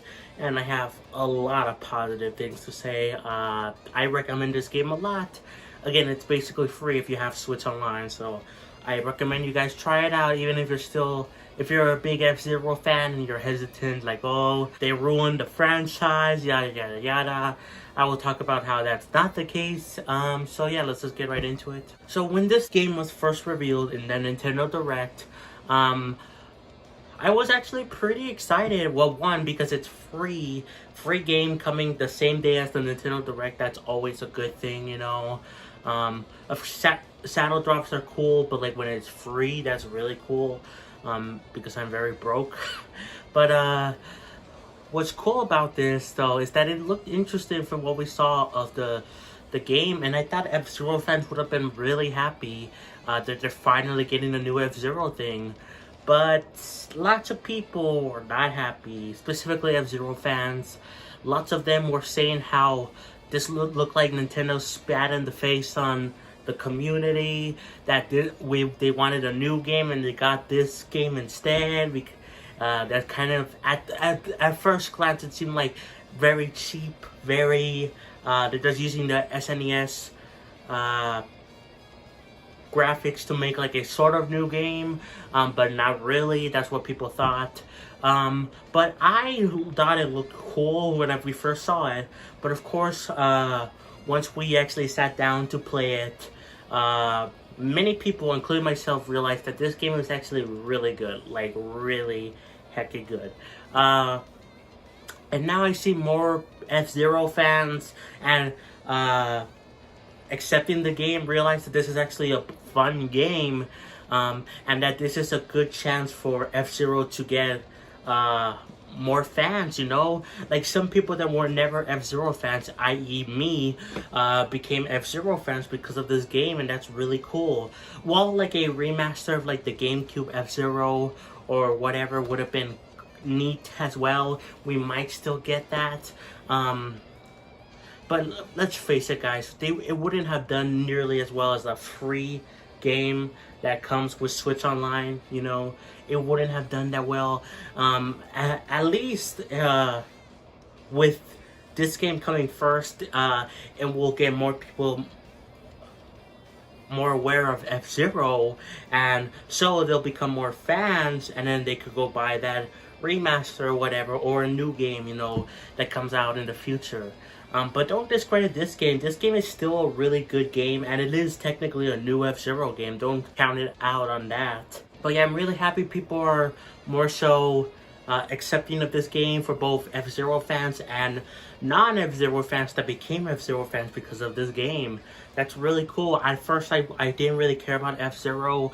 People were begging for like a remaster, new game, yada yada yada. But I've never played the games. Really, I played the SNES F-Zero a little bit. I don't even know for how long. It's been many years when it was added on Switch Online. But then I played F-Zero on the 64 Switch Online service, and I actually really did enjoy that, though I only played 2 hours of it, which is still a really good time for that game. I really did enjoy it, but it didn't really make me a big F-Zero fan. It just got me more interested in the series, but this game is really good. I've been playing it many different times now. I've done a couple streams on it. I played it a bunch on my own. It's really good, guys. This game has such a good way with being challenging yet fair, which I love when a game does this. Look, I'm not the biggest gamer in the world. Believe me, I suck at games. Like, a whole bunch. But I don't like games being too easy. Too easy is kind of makes it boring to me. There has to be some level of challenge or nuance or something, you know? It can't just be brain dead easy. But also if it's painfully hard, you know, I will never do it. But like F-Zero 99 had like the good balance of it's challenging. In fact, you could argue it's a little bit too challenging for most people, but you still don't feel discouraged from playing. It actually encourages you to keep going, because the way you get better is by learning more about the game. And like there's barely any luck involved in the game, unlike something with Mario Kart, where you feel like luck is like half of the game. The other half is skill, sure, but even if you're very skillful in Mario Kart, you can get screwed up and like fall in like last place or whatever. And that's why lots of people, including myself, to be honest, get mad at Mario Kart, because most of the time when something happens, it's not your fault. It's really unfair. That's kind of the fun in its own way. There's a type of place for those games, for sure. But I'm just saying that F-Zero fits a different mold. And this shows it because it's very fun to still keep going, but to know that you're not really facing any luck at all. That's really cool. There is a tiny bit of, not really even luck, because you still have to work to get this, but there's a cool thing where you can get the kind of like a shortcut in the game when your yellow meter gets filled up to the max by collecting like these yellow dots that come around in the course from either the golden cars, or by hitting other opponents, or collecting those things that fall from people hitting other opponents, you know. So that's really good for people left behind in the back to catch up. But even then, they still have to work to get that, because they have to like maneuver to get those gold dots, you know. Lots of times I miss the gold car, I go past it, so that's annoying, you know. So you still have to have some skill in order to get those things. So that it like really balances out. There's like really no luck involved in this game, and that's really cool. Again, not saying Mario Kart is worse because of that. I'm just saying it's different, and that fits different people, and that's okay. But yeah, this game is like really addicting because of that, because you know there's no really luck involved. It's all you. So when you fail, you're like, oh, but I can do so much better. I know I can. So you're like, oh, let me go back to another race. You do worse, okay, let me try again. Or you do better, okay, I can keep going, you know. It's addicting, you know. Another part that's really addicting about the game is just the fact that it's gives you lots of rewards, you know. I had this big problem with Pac-Man 99, which is why I never played it besides the first time it came out, and why it's getting delisted in like very soon, like in the 6th of October, I think. But it's just the fact that there were no unlockables for that game. Tetris 99 has unlockables, though they technically have like a special event type things, where like a special theme comes out, which they're doing a Xenoblade 3 theme, which I will be getting. I'm really happy for that. But like that's the only unlockable that Tetris 99 has. But that's still cool. That gives an incentive to people to keep playing the game. People don't like to hear this, but if a live service type game has good reasons for people to come back, they will, you know. There's a reason why people want to make, or companies want to make live service games. There can be bad a lot of the time, for sure, but if it's done well, like Tetris, then they can succeed. F-Zero 99 has something similar. They do have like new things coming out every few weeks, it seems. Like we just got, as I'm recording this video, 5 new courses came out for the game, you know, in like early October. I don't know when exactly, but there's going to be even more courses added. Some people even think that in the game's files, it seems like Satellaview courses are going to be added too. So this game is going to get like new content for people to come in and play. But even then, besides that, there's already a bunch of unlockables in the game that Tetris doesn't have, and Pac-Man has none at all. You just get it all for free or you pay for it, which is why I'm kind of glad they're getting rid of that game. But yeah, you like get unlockables for like beating like a league, killing a couple of people, ranking out, like just a whole bunch of things, and that's really cool. And like it's cool that you get unlockables for your vehicle too. It gives like every vehicle its own design, and you can point yourself out like, oh, that's mine right there in the sea of like other cars that are like red or blue.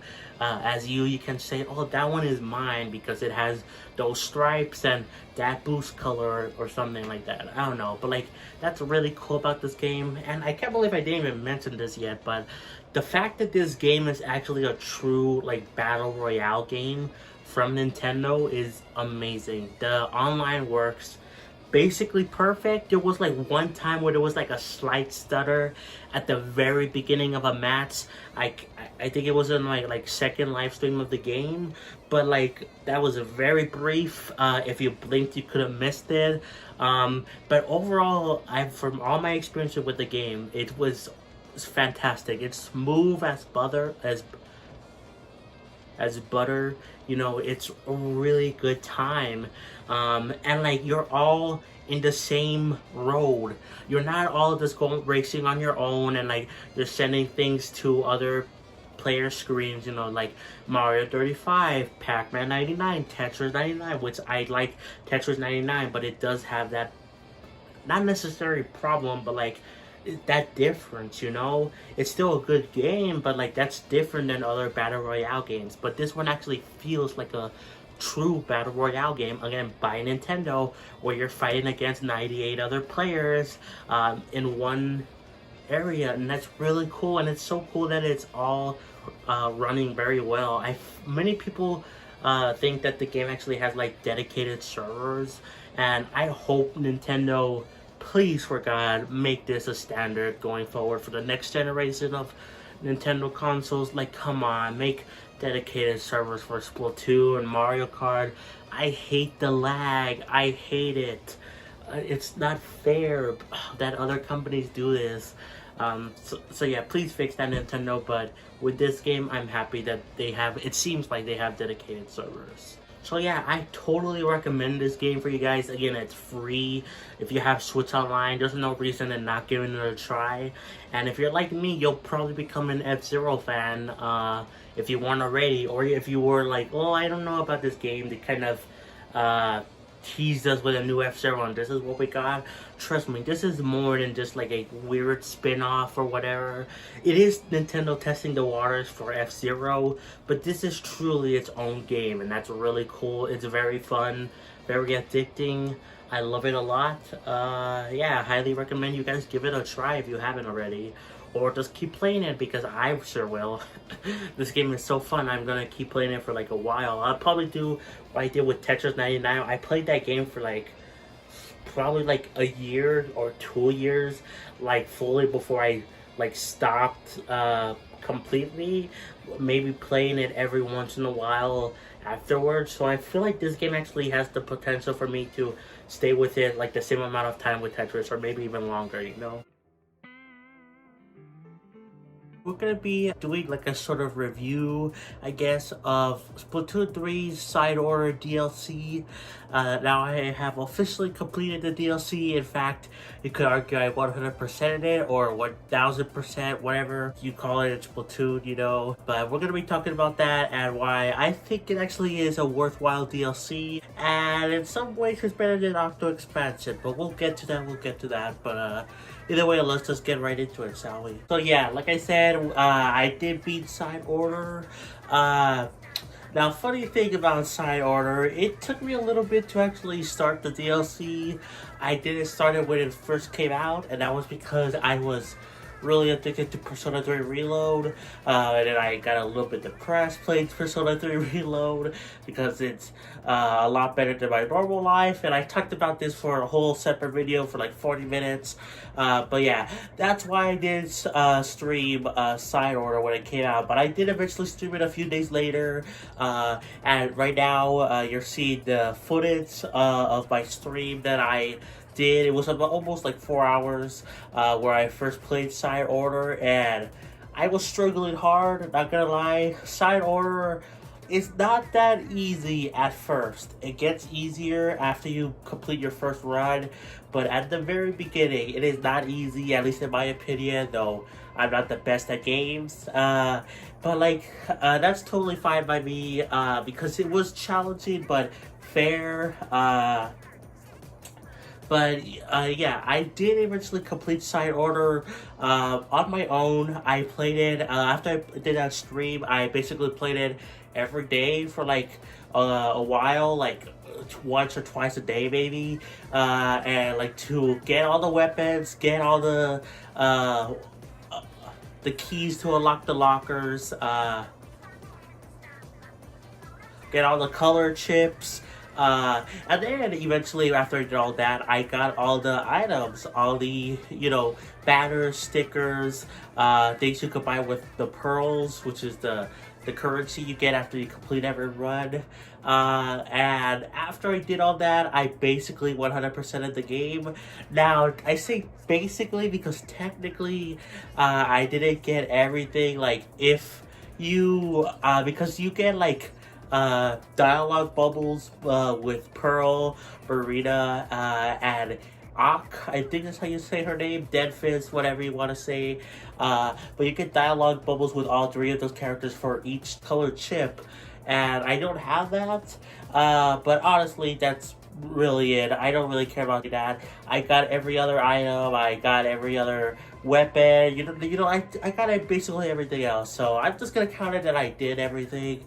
Maybe I'll go back to do that eventually, but for now, I'm totally fine with how it is now. And judging by the time I played of this game, I think, yeah, this DLC is very much worth it.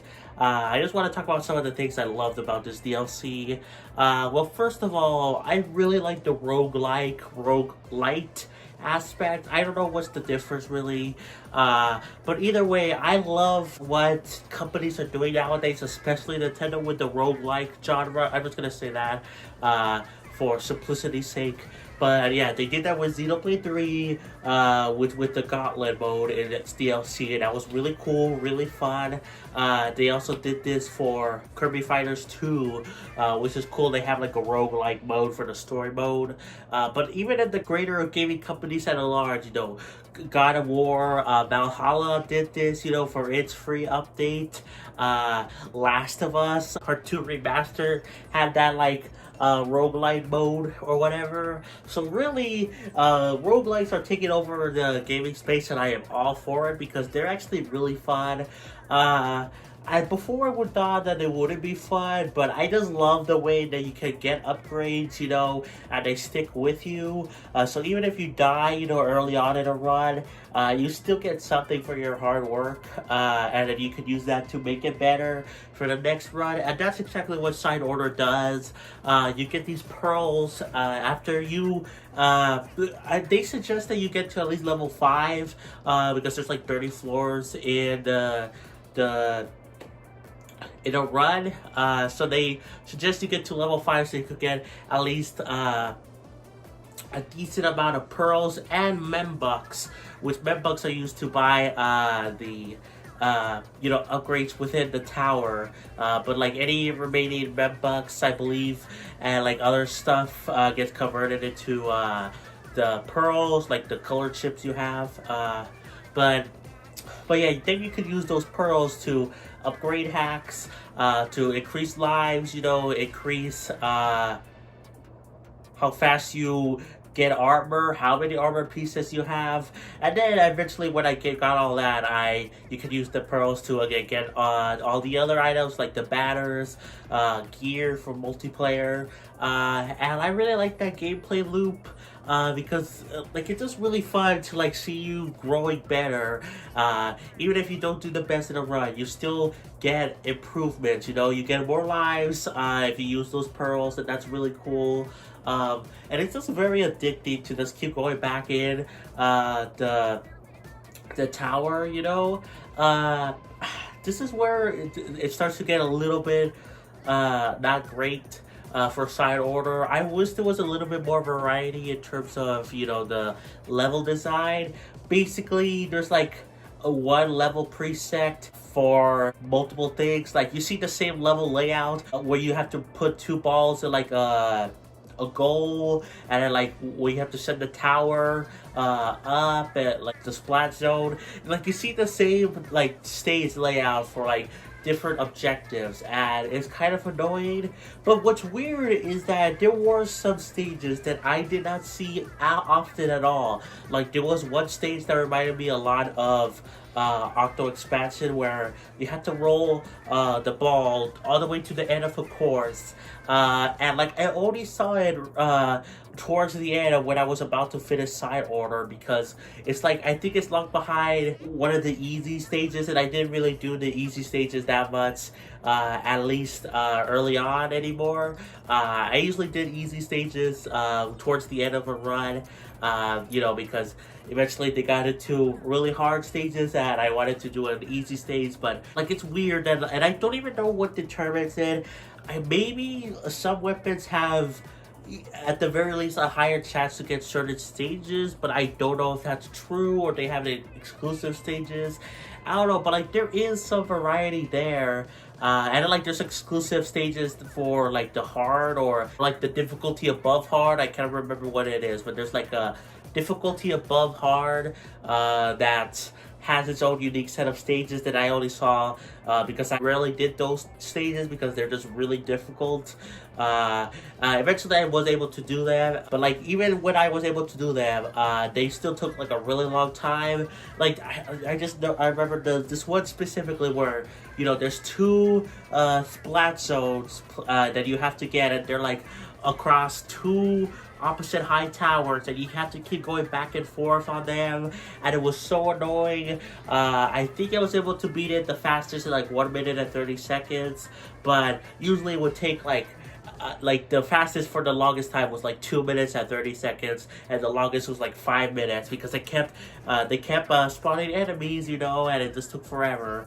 And that was because one time I got like that one with the danger tag, and side order has these things where you can have, you know, some levels have a danger tag, where that means, you know, there's enemy ink on the ground, or you can't use your drone at all, or you can't get items from enemies, you know. It could be like one of those things. But sometimes you get a bonus tag, which could either be you get bonus chips for that stage only, or you get a bonus if you don't jump or you don't swim the ink or whatever, which some of those are hard.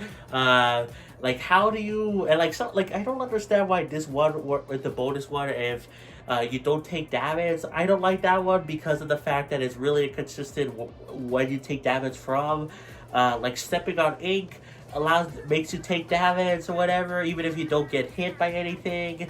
It's kind of weird, but yeah, it's a bit annoying. But overall, I like the mechanic, though I wish there were more unique stages here and there, because you kept seeing the same types of templates for the stages over and over again, unless you went out of your way to like get the really hard or even the really easy stages.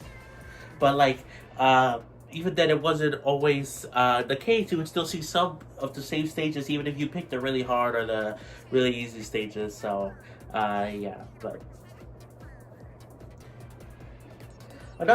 another thing I liked about Side Order is just the fact that its story. Now, its story is not that noticeable, I guess, if you just do one run and that's it.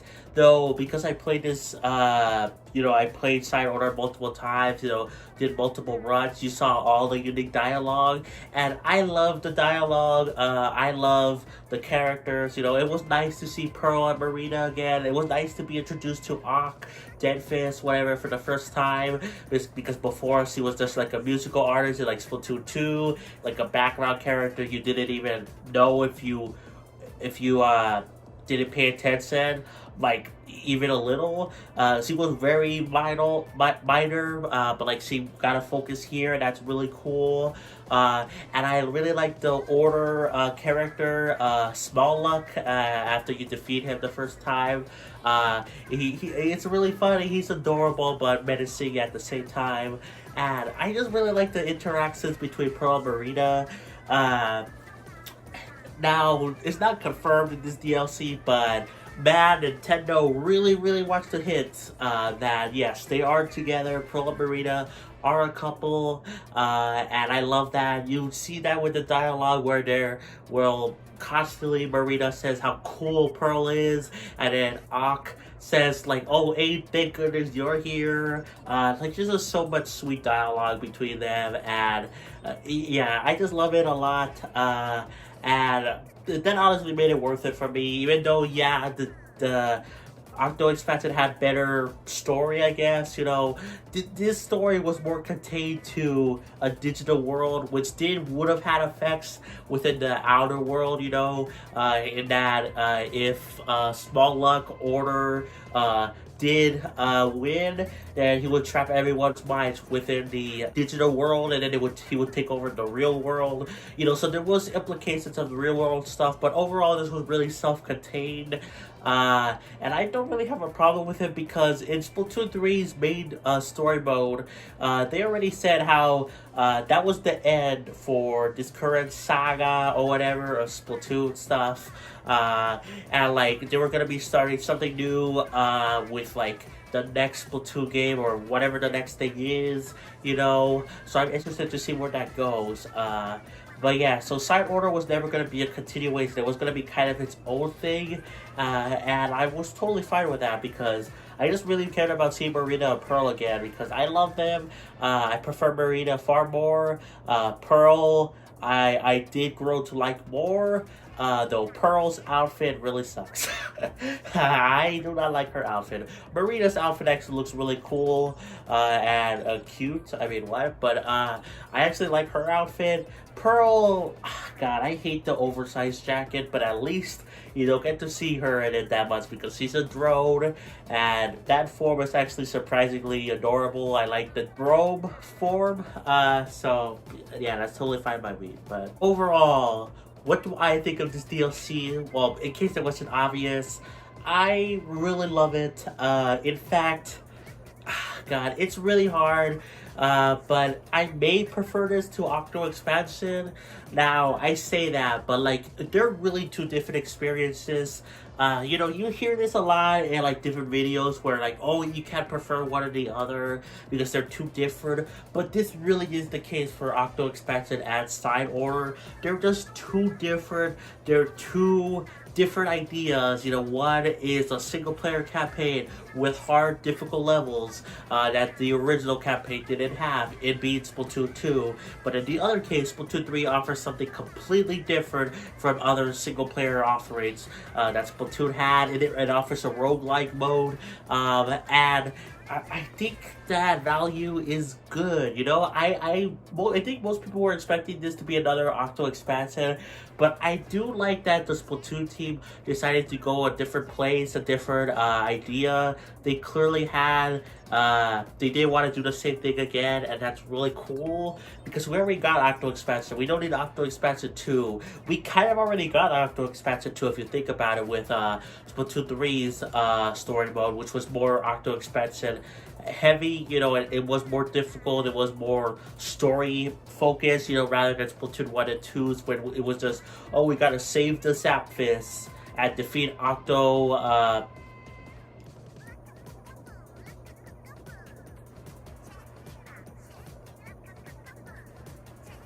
the Octo guy that I somehow forgot his name. Why did I forget his name? Either way, well, it was just a basic, simple thing, you know, with the light elements of other things here and there. Like Splatoon 2 had tried to save Callie, you know. Splatoon 1, it was like the backstory setting things up for the Splatoon universe.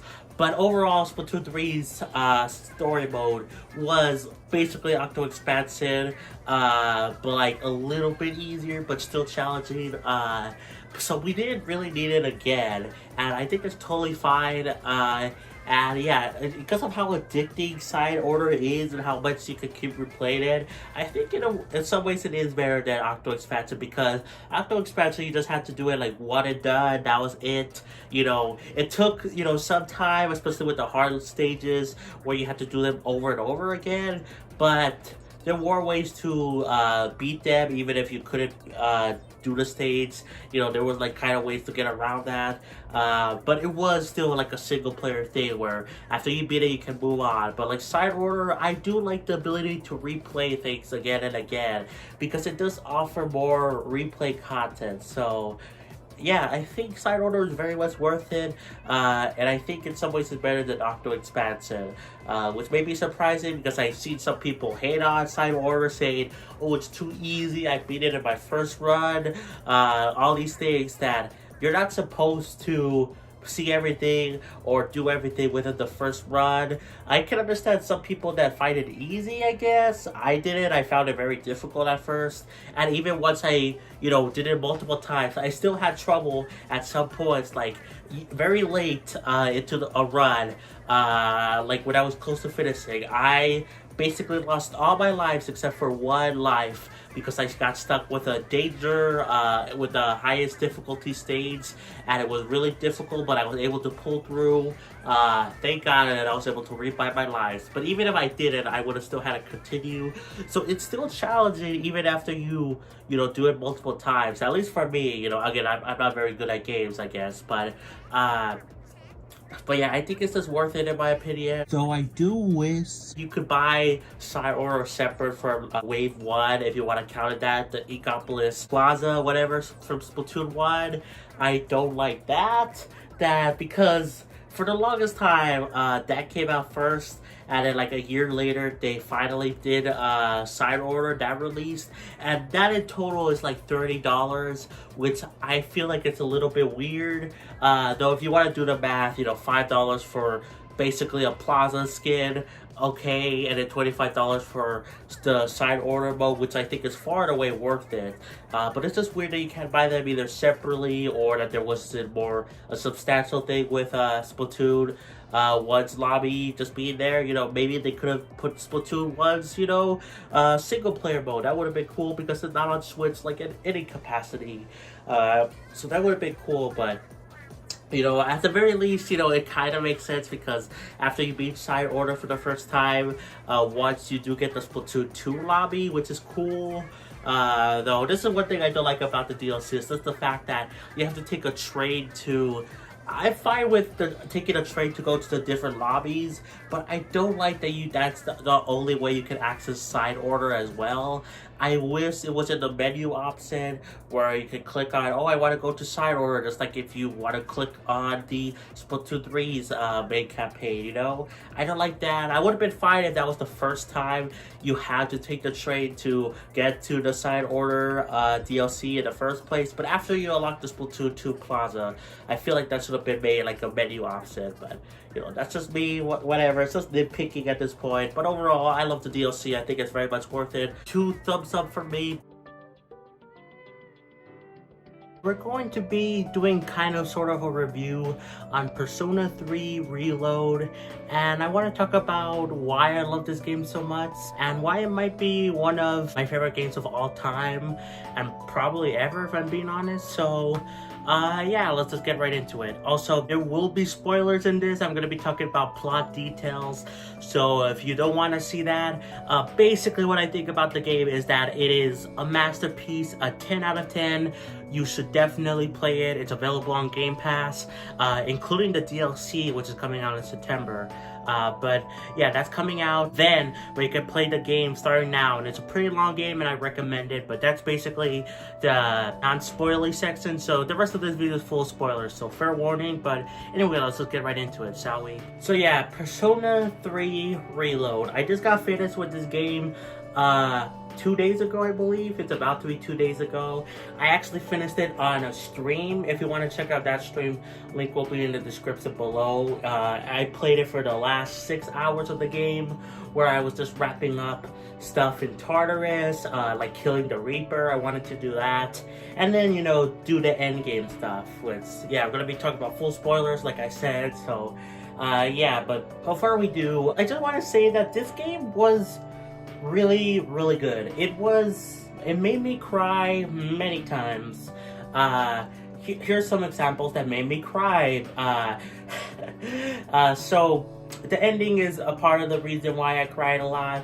I mean, just seeing all these characters, not even just the main characters, but the characters develop and grow and care about you, and then when they're sad when they think you're gone, like, it's just so sad. But I loved how the game made me feel emotional for the NPC, you know, background characters. You know, the characters you talk to in the overworld, they always have new dialogue to share, like almost like every few days or something. And I love seeing the development of characters, like the guy that was like trying to keep his job secret from his family, the guy and the girl thing where the girl was stalking this guy, and then like eventually she stopped stalking him, but then he started stalking her, and then eventually he got the courage to ask her out, and then that didn't work out. Like, there was just like so many different characters, like not even just within the main cast. Obviously the main cast was, oh my god, their development was insane, but even the side NPC characters had development, and that was really cool. I don't think I've really seen that in a game unless it's like a side quest or something, and that's really crazy. Like, even Xenoblade does this a little bit, but it's usually through side quests where they develop. There was no quest involved with any of these NPCs, and you just saw them develop throughout the game, and that was really cool. But obviously, the star of the show was these characters, and I love basically every single character. I don't have a particular favorite. I think my favorite characters are the girl characters, and I'll get into that a little bit later.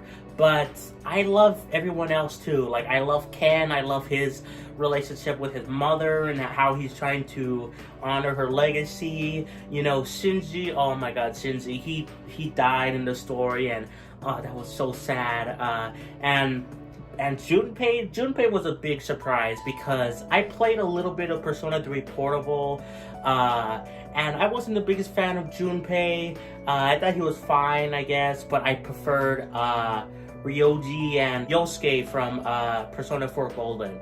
I preferred them, but Junpei in Persona 3 Reload, like, it's like basically the same lines almost, but like probably the way the actor is playing it, like, it gave me, like, within the first few hours of Persona 3 Reload, I really liked Junpei way more than in Portable. And, you know, seeing the game, you know, actually beating it, and seeing Junpei's story with, like, Chidori, you know, and his self-confidence issues, like, it was so relatable, and I really like Junpei now. And yeah, Akihiko was amazing. Like, oh my god, like, there's no complaints on the characters.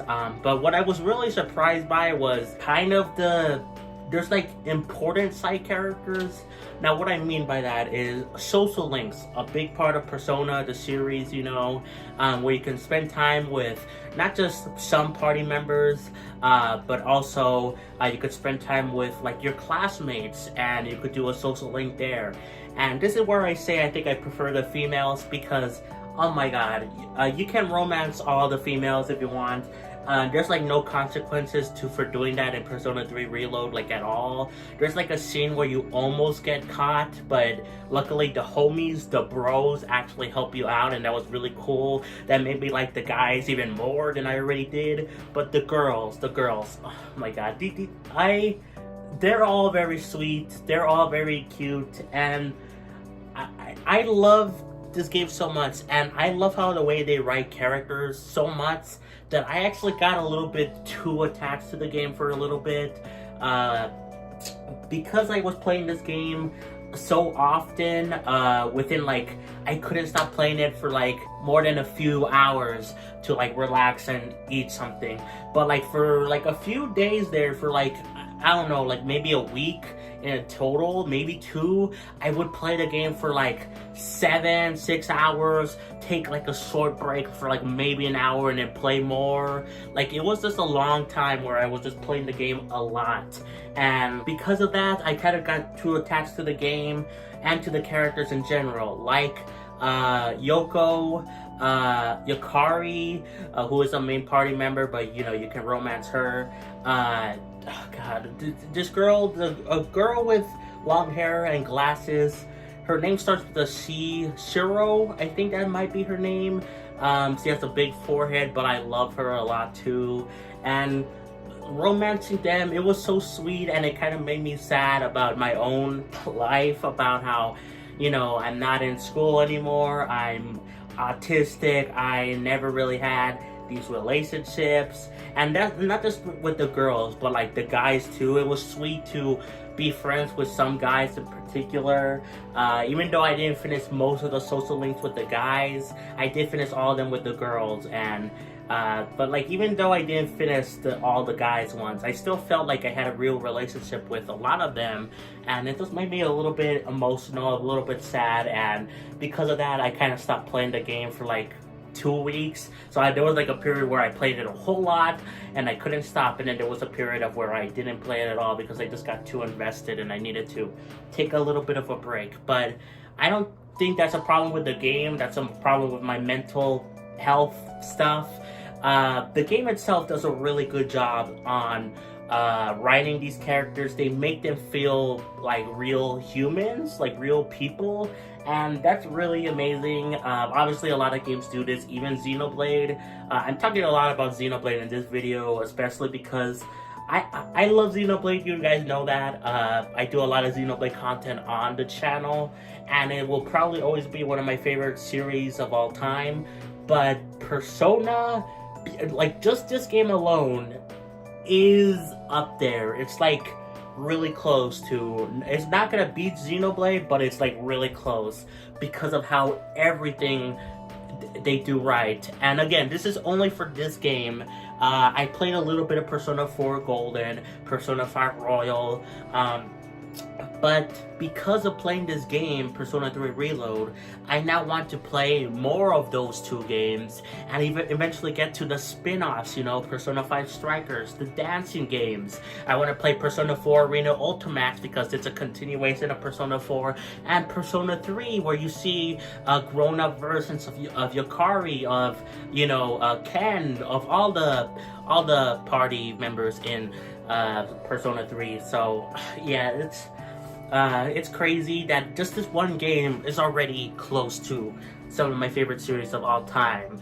And it wouldn't have been possible, you know, without the original game being made. Of course, this is a remake, so the base game was already there. Heck, even in Persona 3 Portable, where it's a little bit stripped down, you know, it's like a visual novel. But the base game is still there. But with this remake, the developers and Atlas, Sega, whatever, all of them or one of them, whatever, they all did a lot of work on modernizing the game and making it look and feel modern but still faithful, and I really love that. In fact, this is the preferred way to play Persona 3, in my opinion. There's gonna be some like FES purists out there, even though you can't control your party members in that game. But like, Persona 3 Reload adds a whole bunch of voice dialogue that wasn't in the other Persona 3 versions at all. And yeah, there's no female main character, which is sad, but if you just want to play as the female main character, you can just get Persona 3 Portable for like $20, which is usually on sale for like $15 or $12 or whatever. It's like cheaper if you get it on sale. The only issue I have with Persona 3 Portable, well, I have a few issues. I didn't really like from what I played in Persona 3 Portable. In fact, that was like my weakest Persona game, but Persona 3 Reload was able to change my mind in like a complete 180. I love it. It's probably my favorite Persona game, at least so far. But I do have some issues, but probably the biggest issue with that game is just the fact that it's the only Persona 3 version on Switch. Persona 3 Reload is not on Switch, and I do not understand. There's some people that say, oh, the Switch is too weak, blah blah blah.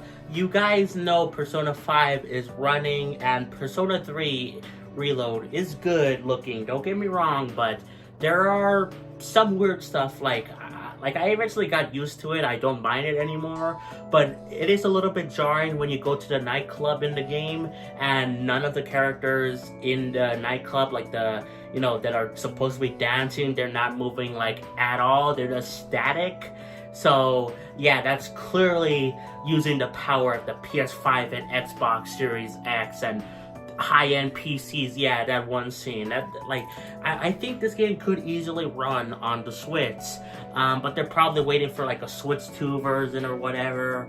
I know probably a lot of you guys are tired of hearing Switch 2, myself included, but it would make sense for Atlus and Sega to be holding out and then do, I don't know if they would do like an ultimate version of Persona 3 Reload with the DLC included, or it would just be separate. But yeah, it's definitely possible either way that they just want to wait to be one of the first companies on the Switch 2. But yeah, speaking of DLC, let's talk about it. There's some people that don't like that this game has DLC. Specifically, okay, first of all, there's like DLC that was included, or that was part of it day one, which was basically you get costumes from Persona 5 and Persona 4 characters, and you could use in Persona 3 Reload. And then there were like some personas. I don't care about that stuff, whatever. But this is the one where people care about a lot, is just the fact that they did announce an expansion pass, and honestly most of the waves suck. The only wave that really matters is the Answer DLC / episode, I guess. Now, lots of people are complaining about this because they think the remake sort of came with everything. In fact, lots of people before this were hoping for DLC, but still wanted the game to come with everything. Or at the very least, they were expecting like Atlus to do a stupid Atlus thing where they would release the game again with, you know, episode, I guess, included like a year or two later, but there will be no upgraded path for the original Persona 3 Reload users, and that would suck. And this was proven like really close to when the DLC was announced, when Shin Megami Tensei 5 on the Switch, they revealed that game was coming over to all consoles, and it's like an upgraded version with a new story, but you can't upgrade it if you already bought the original on Switch, because that upgraded version is coming to Switch, but you can't upgrade it. So like, why the heck, Atlus, Sega? Like, I love Atlus and Sega. I think they make good games, and this is a great game, you know, Persona 3 Reload and all the Persona games from what I played, but they have some shady, stupid practices, and I don't like that, honestly. But at least, you know, they're not gonna do a separate version of Persona 3 Reload. They actually did say this when it released. They weren't gonna do a separate Royal Edition of the game. You know, I say maybe that they would do that for the Switch 2 or whatever, but I don't know if they would do that for the other consoles. Or even if they do, at least the DLC is available to get if you already have the base Persona 3 Reload, which is, I think, the most important thing. I don't care if companies, you know, I think it's good that companies do like Game of the Year editions where they include all the DLC, or definitive editions, you know, have every single DLC released for a game on like a single disc or cartridge, whatever, on a physical media, but you still have the option to get the original version of the game and then get the DLC down the line. I think that's a good idea. But Atlas usually does a stupid thing where they make it so you can't get it if you upgrade. So it's a stupid thing, but whatever. I'm fine with the DLC, especially existing, just because of the fact that I have high hopes that this DLC will fix some of the issues the original episode, I guess, the answer had in FES. From what I know, lots of people don't like Yukari, even though I think from what I know about Yukari in the answer, I haven't looked up like much about the answer, you know, to not spoil myself too much, but from what I know, it's pretty justified the reason why she's acting the way she is. I mean, the main character, i.e. me, I die in the game, you know, the main character, and that's really sad for Yukari and everyone, in all honesty. But I'm hoping they smooth that out a little bit, because I understand, but maybe some other people didn't, and maybe they can fix that up a little bit along with other issues the original answer episode, I guess, had, which is why it's releasing later. And also, you know, DLC, you could say, oh, why wasn't it included day one? But you guys know that, especially with Atlas and you know, English versions of the games in general, you guys know that it takes a while to translate everything, right? Like, it took a while for everything to get translated in Persona 3 Reload. I believe it was technically already by like a year or like a year and a half ago, besides the English release, but they wanted to get the English release ready, you know, the voice acting, which I know some people don't care about the English dub or whatever, but I prefer it. I think it's a good option at the least to have, you know. It's just more options, and I think that's good. And if they want to release an English version, they're gonna have to take their time. So yeah, but that's more than enough rambling about that. I'm fine with the DLC. In fact, I'm excited for it. And what's really cool, like I mentioned before, was that the DLC is part of one of the perks for Game Pass. With Game Pass, you get some perks, like, for example, a free month of Paramount Plus, free 3 months of YouTube Premium, which I got. But then they also have the expansion pass for Persona 3 Reload. And once you claim that, it's yours forever. Even if the Persona 3 Reload, if the game itself goes away, which it probably will, like in sometime March or February of next year, because that's how usually Game Pass does their deals, like one year exclusivity on Game Pass, and then they either have to renew or it goes away. But whatever, even if that goes, you'll keep the DLC forever, and that's really, really cool that they have that. And not just the game itself, which is amazing to have on Game Pass. It basically gave me a reason to keep my Xbox and love more and appreciate the Xbox ecosystem and Game Pass. But like, you get to keep the DLC too. Like, this is so amazing. But yeah, before I go, I want to talk about more specifics about the game. The gameplay, like the battling system, was great. It was very easy to understand. They took a lot of stuff from Persona 5 and they implemented here, and I think it works out for the best. I love how there's different ways you could battle. Like, I was using just mostly the elemental attacks for the longest time in the game. Eventually I started using more physical attacks, and then towards the end of the game I started using those skills that like basically help out your whole party, like, you know, raises attack power for everyone or a specific person, raises defense, creates a barrier, a magic barrier, whatever. I started using that more often, and I really liked how, even though there were some tough battles in this game, I see a lot of people complaining about, by the way, how the game is too easy. I played mostly on normal, and I had some trouble here and there, that so much so I had to turn down to easy difficulty. But anyway, But I liked how, even though I had trouble with it, I still was mostly able to deal with it because there are so many different options you could choose from. Again, you could lower the difficulty if you want, or you could just keep doing a trial and error thing, and you figure out like, okay, I gotta buff everyone's defense up, and then I can use Ken, he can do a physical attack, and then Yukari can do a wind attack. I don't know, there's like different strategies you can do, and I really like that. Let's see, I love the villains. The villains were really good. The twists were also really good. I like Takaya. He was a very good, interesting villain. I understood where he was coming from in a way, and it is funny to see him as a Jesus figure or whatever. But yeah, and like the twist with Yusuke, whatever. He's the guy that's helping you and the rest of C's defeat the Shadows, and you think he's good. And actually, for the first few hours, I thought that him and Takaya, whatever, were the same person. They look very similar, but then I realized, okay, no, maybe I was wrong about him. And I honestly really liked his jokes. I liked his stupid dad jokes. I'm sorry, I do.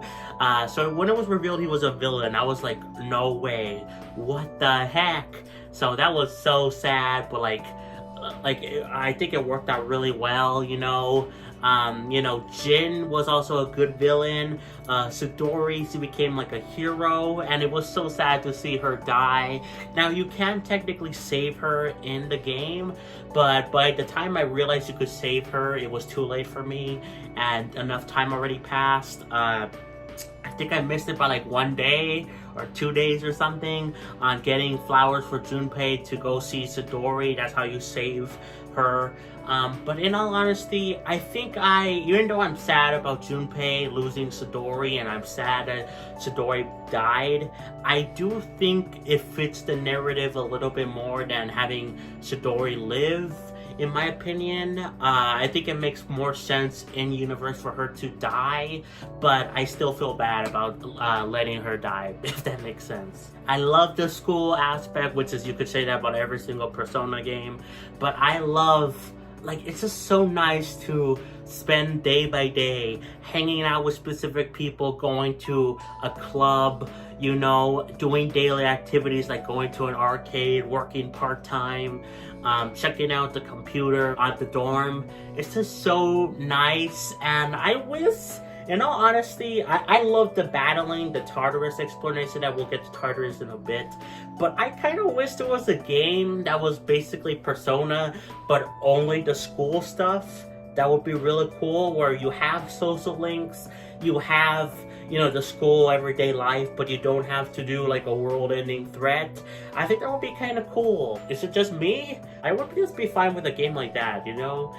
Even though the battling itself is really good, along with the exploring of Tartarus. Tartarus was really good. I wasn't the biggest fan of Tartarus in Persona 3 Portable from what I played. Again, I've only played that game for like 4 hours or something. But Tartarus was really good in Persona 3 Reload. It's still randomly generated, but like it feels more deliberate in how it's designed, if that makes sense.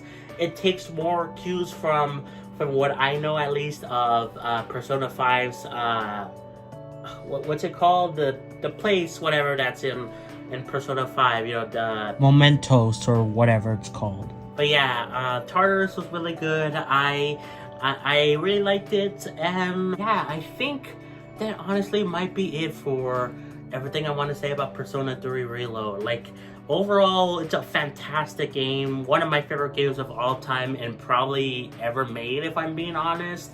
There's so much good about this game, and I highly recommend you guys check out the game for yourselves.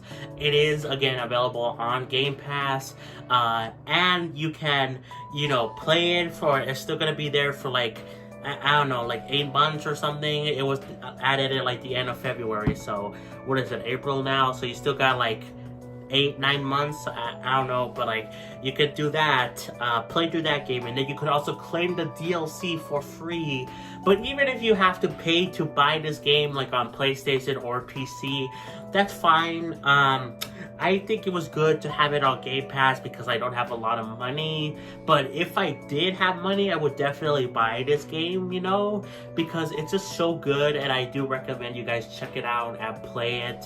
If you're interested in the series, this is a good starting point for Persona as a whole. Honestly, all the Persona games are, well, not all of them, but most of them are pretty good to start with. But I think Persona 3 Reload is especially good to start with. So I recommend it. 10 out of 10 game. Yeah, I really did enjoy it.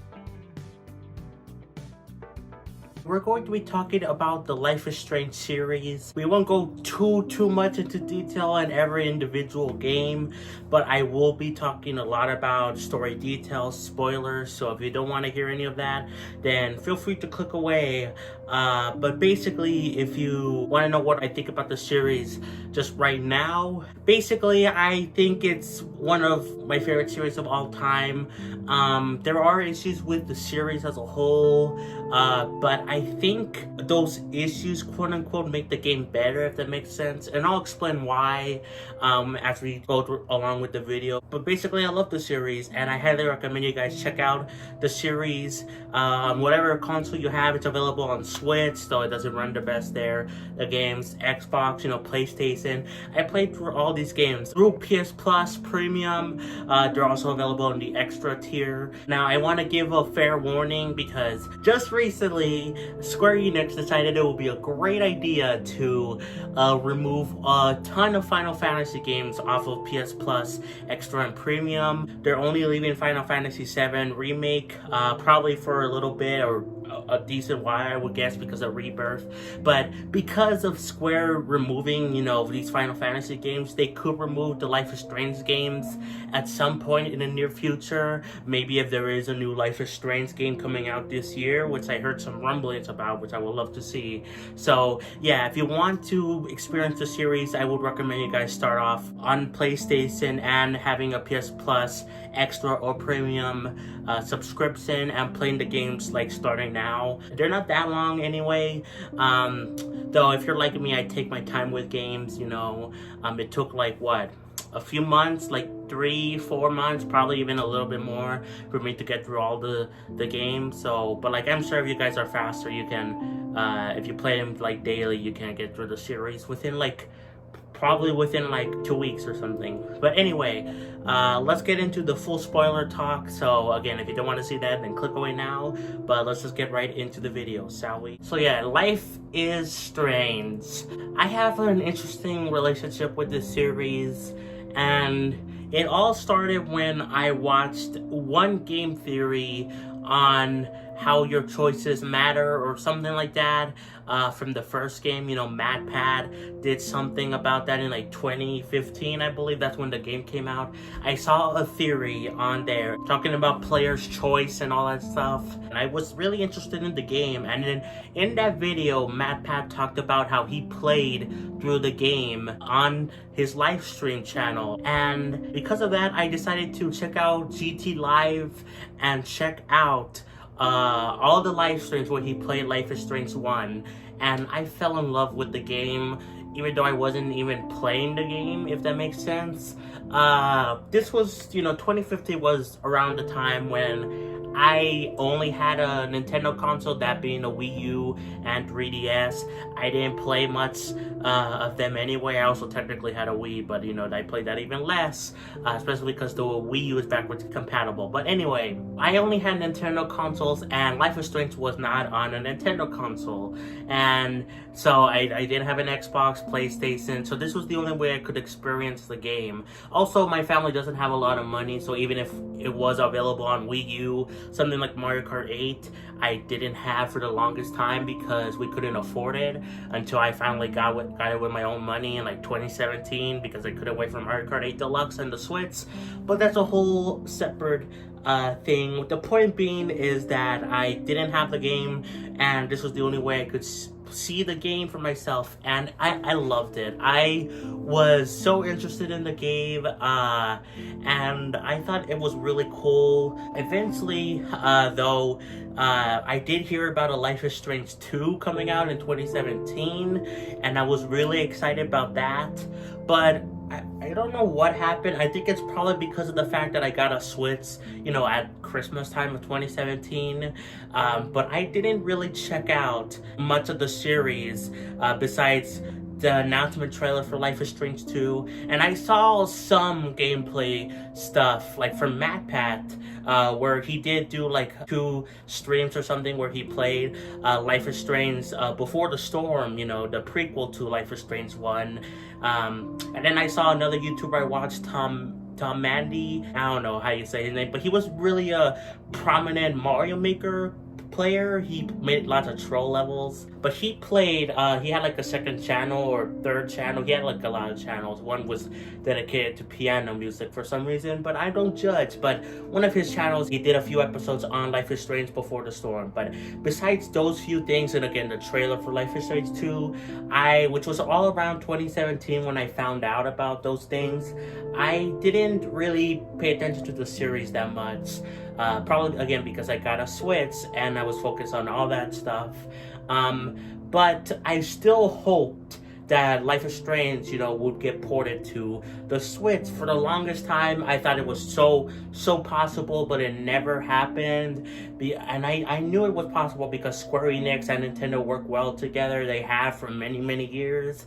But I was wondering what is taking so long.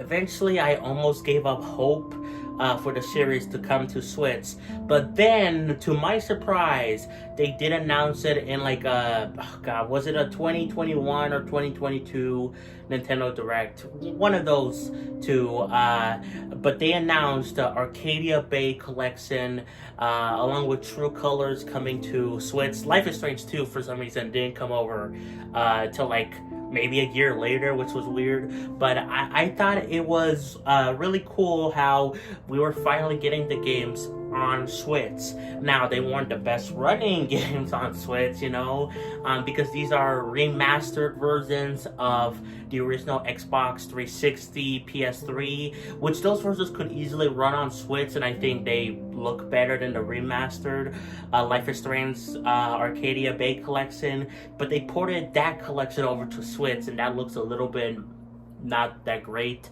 and True Colors looks even worse. But yeah, so, but even still, I was happy. I couldn't afford the games, though I did have my hope that I would one day get them because they were finally on Switch, a console I had. But then now you fast forward to 2023, started the YouTube channel. I eventually got a PS5 and an Xbox Series S within the same year, and through selling my old Switch games. And through that, I was able to finally play the Life is Strange series because I also got the subscriptions for those 2 services, you know, Game Pass and PS Plus Premium in particular. And, you know, all the Life is Strange games were on there. So I can finally play Life is Strange 1 for the first time. You know, I saw MatPat play it, but I didn't remember a lot of the details. Like, I remember the beginning of the game quite a bit, and like the very ending, you know, the alternate choice, but I couldn't remember a lot of stuff like in between, especially the stuff leading up, like at the beginning of chapter 5 or episode 5, whatever, you know, before the storm happens. I did not know how Max, this is gonna be talking about spoilers now, Max escaped from that dark place, you know, that Mr. Jefferson had him in. I had no idea. I forgot about that. So that was just really cool to experience. Not for the first time, but like for the first time on my own playing the game. That was really cool. But after Life is Strange 1, I went to Before the Storm, which again, I did see more gameplay of, but I did not see really the ending that much or some of the other stuff besides the very beginning. And that was a great experience. I really like Before the Storm, though spoiler alert, Before the Storm might be my least favorite Life is Strange game. Not to say that it's bad, no, it's pretty good, but I think the other ones are stronger. But then after that, we move on to Life is Strange 2, and all of these games have reasons why I love them so much. They're all relatable, and I'm going to talk about specific points on why they're all relatable, especially to me. But Life is Strange 2 just hit on a whole other level, and it's my favorite game in the Life is Strange series and one of my favorite games of all time, just to be honest with you guys. This game follows two brothers, San and Daniel. They are Hispanic, and one, San looks a lot like me, and two, they're basically the same ages as me and my brother. They're the same years apart, 7 years apart, you know, and oh my god, everything that Sean and Daniel have to go through in this game and what happened with their dad, it was so sad.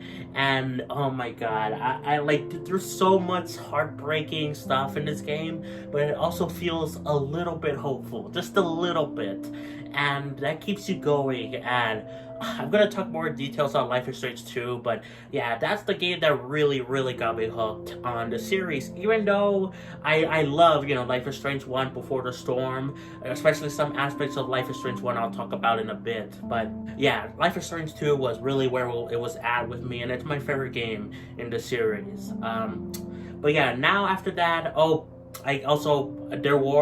there's like some side things with, like, you know, Before the Storm had like a deluxe edition which had a bonus farewell episode for Max and Chloe, the protagonists of Life is Strange 1, that took place before the Storm. You know, it's a prequel to that game, if that makes sense, which is already a prequel of Life is Strange 1. I hope I'm making sense. But yeah, so they had that was a deluxe edition, so I had to buy that with my own money. It was only like $12. Same thing for Life is Strange True Colors, which has a deluxe edition with its prequel, Wavelengths, for Steph. But anyway, I'm getting a little bit ahead of myself.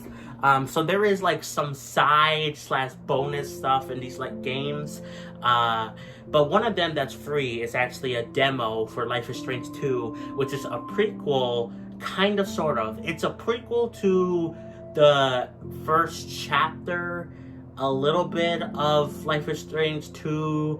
Takes place almost at the same time as it too. It's kind of weird to explain, but it follows this other kid, Chris, and that's a free demo. You can just download it.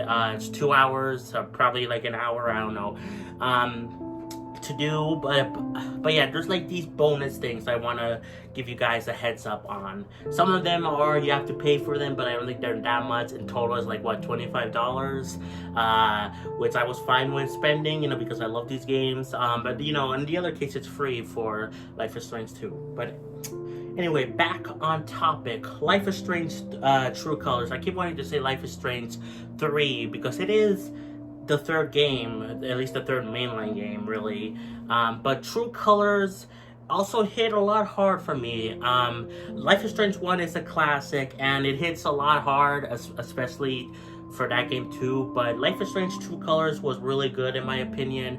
Lots of emotional subjects brought up in that game, you know, and okay, so I won't give a ranking yet, but it's like of like all the games in the series, but Life is Strange 1 and True Colors are really close. Like, you can basically flip-flop them. I would think maybe Life is Strange 1 would be higher just because it started it all, you know, but Life is Strange True Colors is no slouch, like, at all. But yeah, so why do I love all these games so much? I've talked about some things here and there, but I'll talk more about it in detail, especially with Life is Strange 1 and True Colors. So with the first game, that game, the reason I really loved the game when I saw MadPat play it on ZT Live was the fact about Chloe. I know MadPat and like the community and Steph, even though I think she was more of a fan of Chloe, you know, MadPat's wife. MadPat didn't really like Chloe that much, but I really did like Chloe.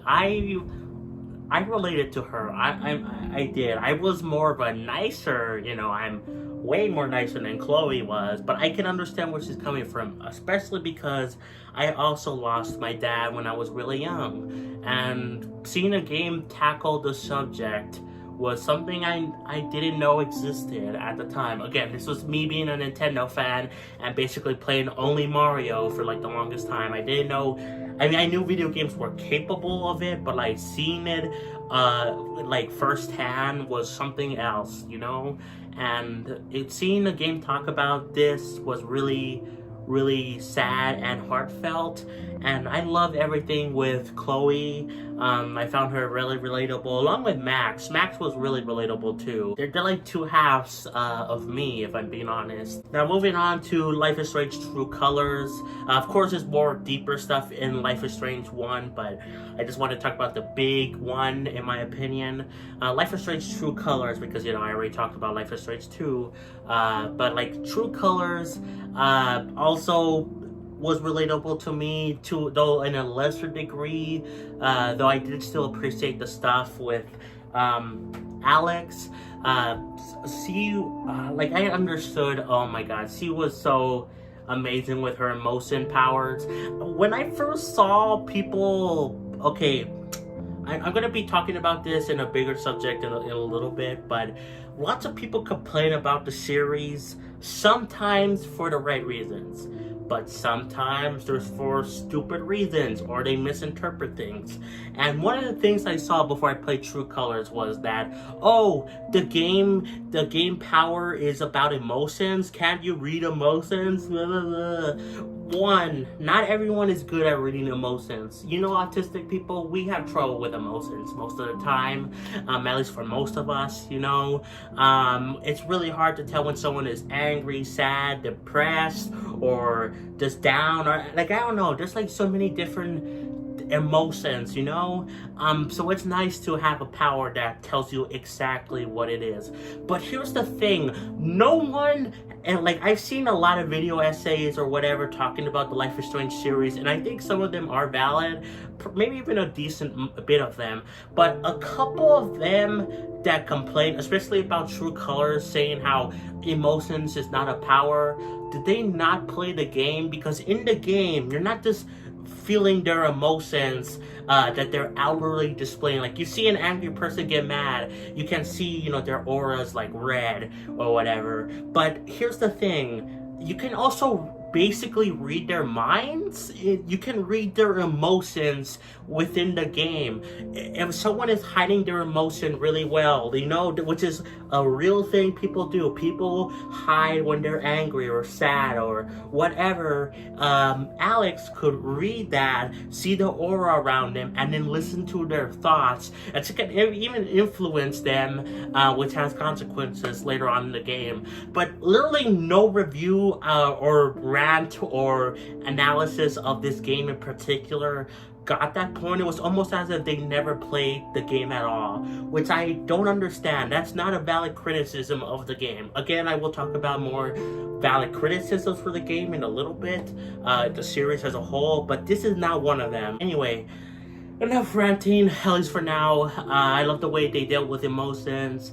I also loved in Wavelengths, which is the bonus deluxe edition DLC thing, which is a prequel to the game. I do like how they touched on what happened on Life is Strange 1. All of the Life is Strange games are connected. They're all in the same universe. You see lots of stuff referenced from the first game in Life is Strange 2 and Life is Strange True Colors, and even Before the Storm, because Steph, one of the main characters in Life is Strange True Colors and Wavelengths, first appeared in Before the Storm as one of Chloe's friends. So that was just really cool to see, and I love the way the game series does this, where it tells you like if there's something big going on, like especially with like Life is Strange 2 or Wavelengths, they tell you, have you played Life is Strange 1 before? And then you could say yes, or you could say no, and if you say no, it's like randomly selected what ending you get. But if you say yes, then you can say, oh, did you choose to save Chloe or save Arcadia Bay? And that's just really cool.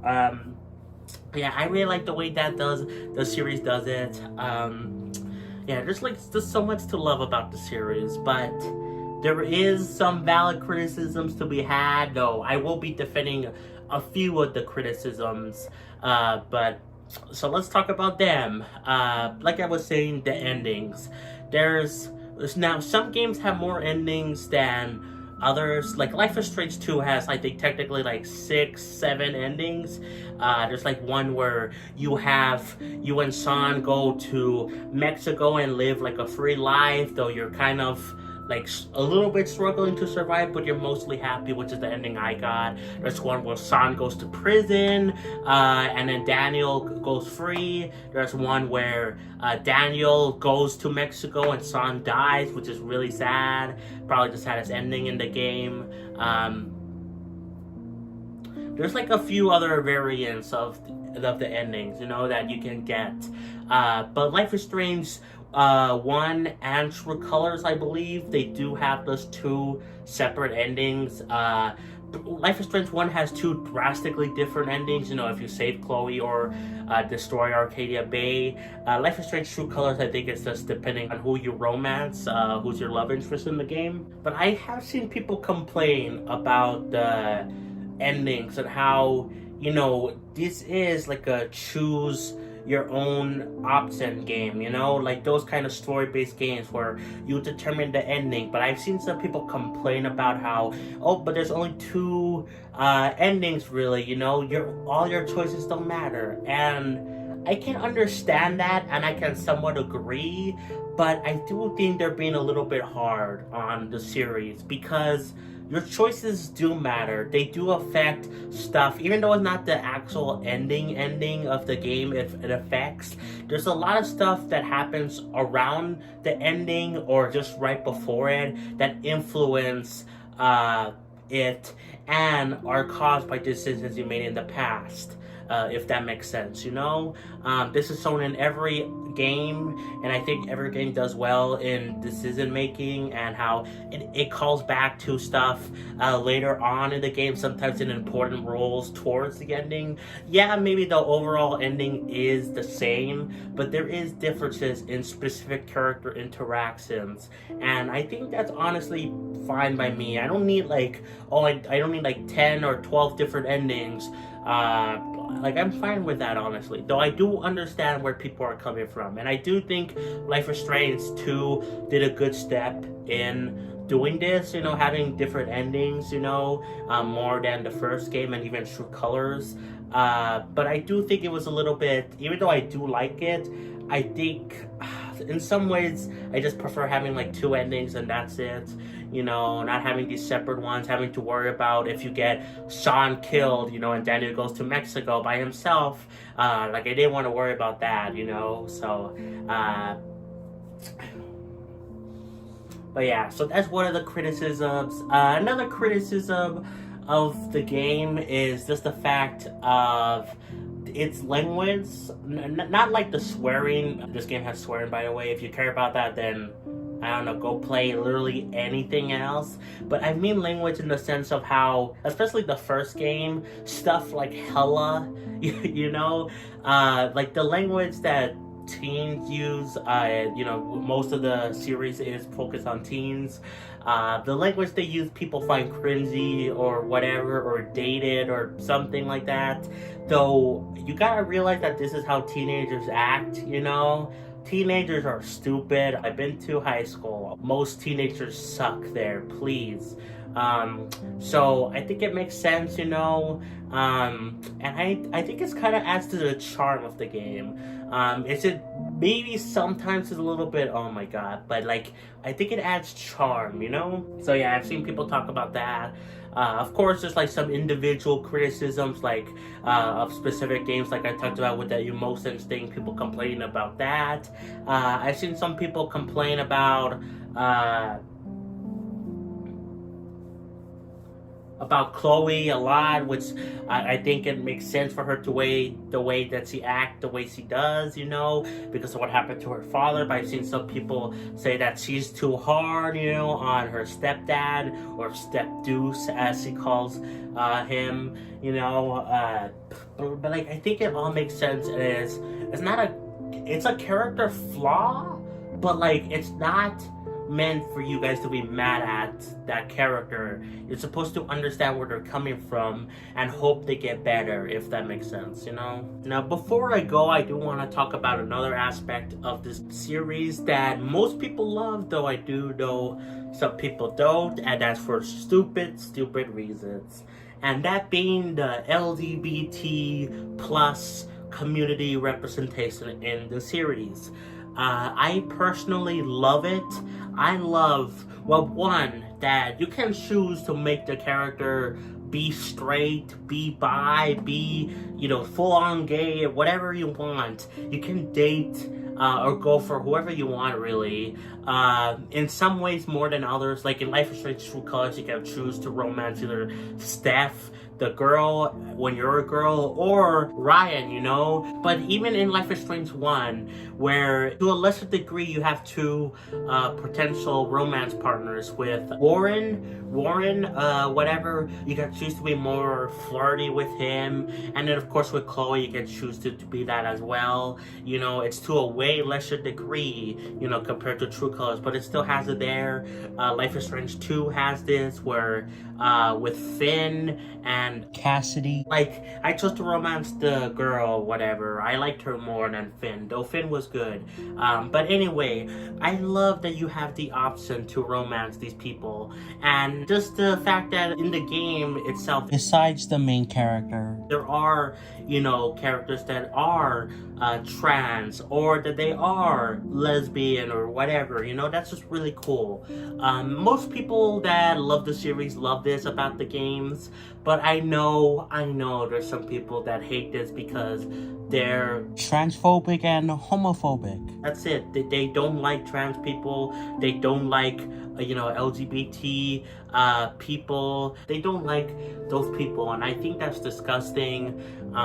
Like, come on, they're humans. Like, why do you care so much about what someone else does, or how someone else feels? Like, come on, just care about yourself, man. That's literally it. But I love that about the series, And honestly, I just love a lot about the series. Like, it means a lot to me, and a lot of the games do have some great stuff in them, though they also have some stuff I'm not the biggest fan of. But I think all of them are worth playing and experiencing. If I had to rank them, I would probably rank them, Life is Strange 2 is the best game in the series. I think that game nails everything, all the themes, and it's so relatable to me, like so much so compared to every other game. I think it has to be at the top. Next, I would say probably Life is Strange 1, though True Colors would be a very close third. It's very close. Like, I could easily flip-flop them, but I think Life is Strange 1 would have to be my preferred one, just because it started it all, and I that was the thing that got me to experience the series in the first place. So yeah, 2 Life is Strange 1, and then 3 True Colors. Next up, I'm gonna be ranking the bonus episodes or whatever. So number 4 would probably be Farewell episode for Before the Storm. I just think, even though Before the Storm, it is a full game, though it is a bit shorter compared to some of the other Life is Strange games, I think Farewell does nails like that. This is a goodbye for Max and Chloe, and it just feels really sad to see them eventually have to move away and not see each other. So I think Farewell nails that for being like a good 2-hour experience. Then after that, number 5 would probably be Before the Storm itself. I don't hate Before the Storm, like I said. I do like the game a lot, but it might be my weakest game just because you're basically playing as just a bad Chloe, and you can be a little bit nicer to like your stepdad and to who's named David. I blanked on his name. And your mom, Joyce. But like, you can be a little bit nicer, but overall you're still kind of a douchebag to your family. And I do like that about Chloe. I do want to see her improve, and she does improve in Life is Strange 1. But yeah, still you're playing as, a bad Chloe. So probably number 5. And then number 6 would be the demo prequel thing for Life is Strange 2. Captain, not Underpants, that's a different series, but it's called Captain Spirit something. It's with Chris.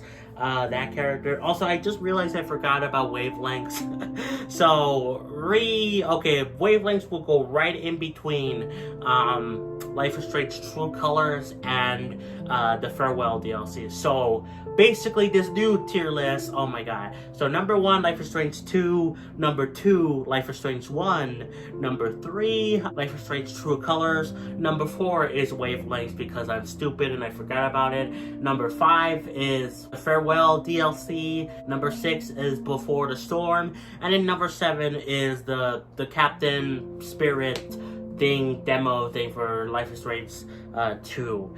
Okay, and Wavelengths, this goes higher than Farewell just because it's longer. It's like it took like 4 hours for me to beat. Actually, I think it was closer to 5 hours actually, but I'm sure if I was a little bit quicker, I could beat it in like 4, maybe even 3 hours. I see some people beat it in a shorter time, but it lasted longer than the other like bonus episodes in the series, you know?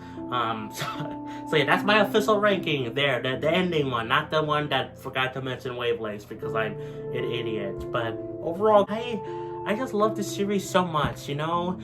It means a lot to me, and I would totally, again, recommend you guys check it out on PlayStation or Xbox. They're not that expensive. They regularly go on sale for like a lot of money, especially on Xbox I've seen, and probably PlayStation as well, you know, if you don't have the subscription service.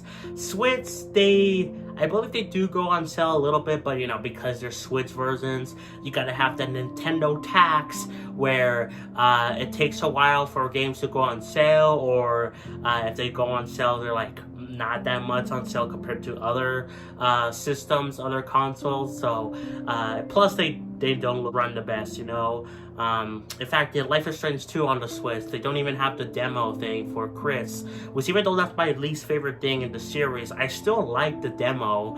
It was a good peek into Life is Strange 2, though technically I believe I played it, the demo thing, after episode 1. It's like a prequel, like I said, that demo, but like it takes place also at the same time as episode 1 of Life is Strange 2, so you could technically start it either before you start Life is Strange 2 completely, or at least before you start episode 2, if that makes sense, you know.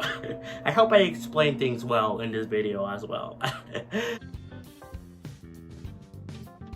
So Nintendo World Championships NES Edition, wow, that's a mouthful to say, but that game came out a few months ago by now, and I barely finished it a month ago, so you know, I'm a bit late to the party, but I still wanted to make a video about it, talking about why I really enjoyed the game and why I think it's a little bit overhated. So yeah, let's just get right into it, shall we? So yeah, the game came out a couple months ago, and lots of people were not happy with the game. Even when it was announced, lots of people were like, oh, this game just sucks, it looks like a worse version of NES Remix, you know, a bunch of other things.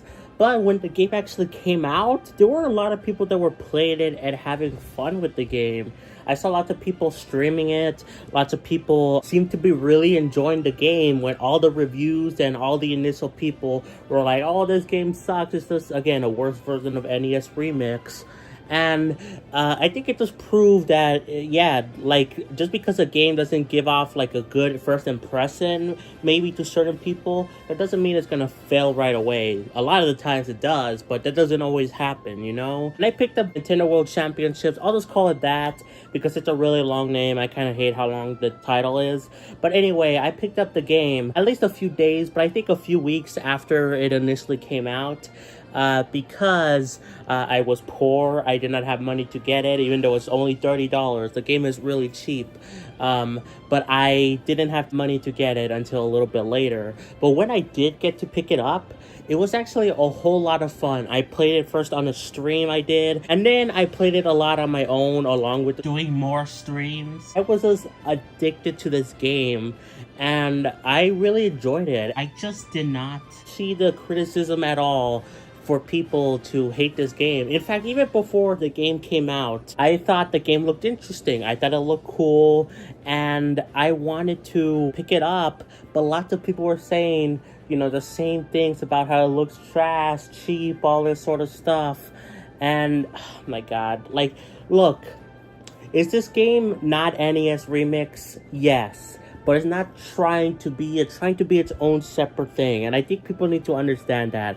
It has a similar idea of NES Remix, Nintendo World Championships. As you know, it involves NES games, bite-sized challenges, but it's trying to accomplish something different than NES Remix. That series was focused on, you know, remixing elements from different games, or, you know, different ways to play these games, you know, and make them more entertaining for a modern audience, you know, basically rejuvenize these old games that we've been playing over and over again. Well, Nintendo World Championships wants to focus on the speedrun aspect of the games, you know, that people love, and it's trying to be, again, a bit similar, but also very different, and that's why I always didn't like it when people compared them so closely, NES Remix and Nintendo World Championships. Not to say that they can't compare them at all, but I'm just saying that they should not compare them like that heavily to each other, saying that, oh, Nintendo World Championship sucks, it's just a worse version of NES Remix, when it's not trying to be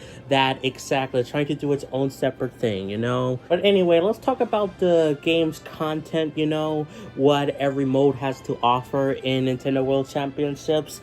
The main star of the show is speedrun mode, which has all the challenges, you know. There's 150 at least, but maybe even a little bit more challenges. And these challenges are really fun. I really enjoy them. I feel like the main appeal for the game is obviously this mode, because you see that you get better times.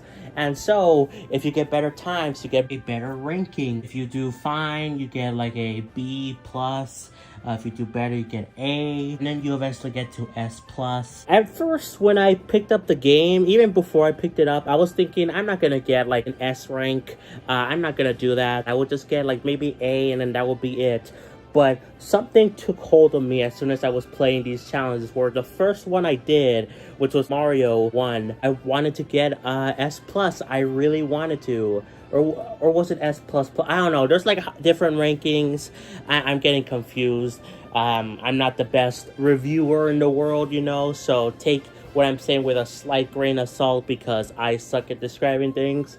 But basically, the highest ranking you could get, I wanted to get it. And something took hold of me, and I wanted to do it for every single challenge. And I think lots of people have the same mindset too, where something takes hold of them and they want to do these challenges faster to get the best ranking.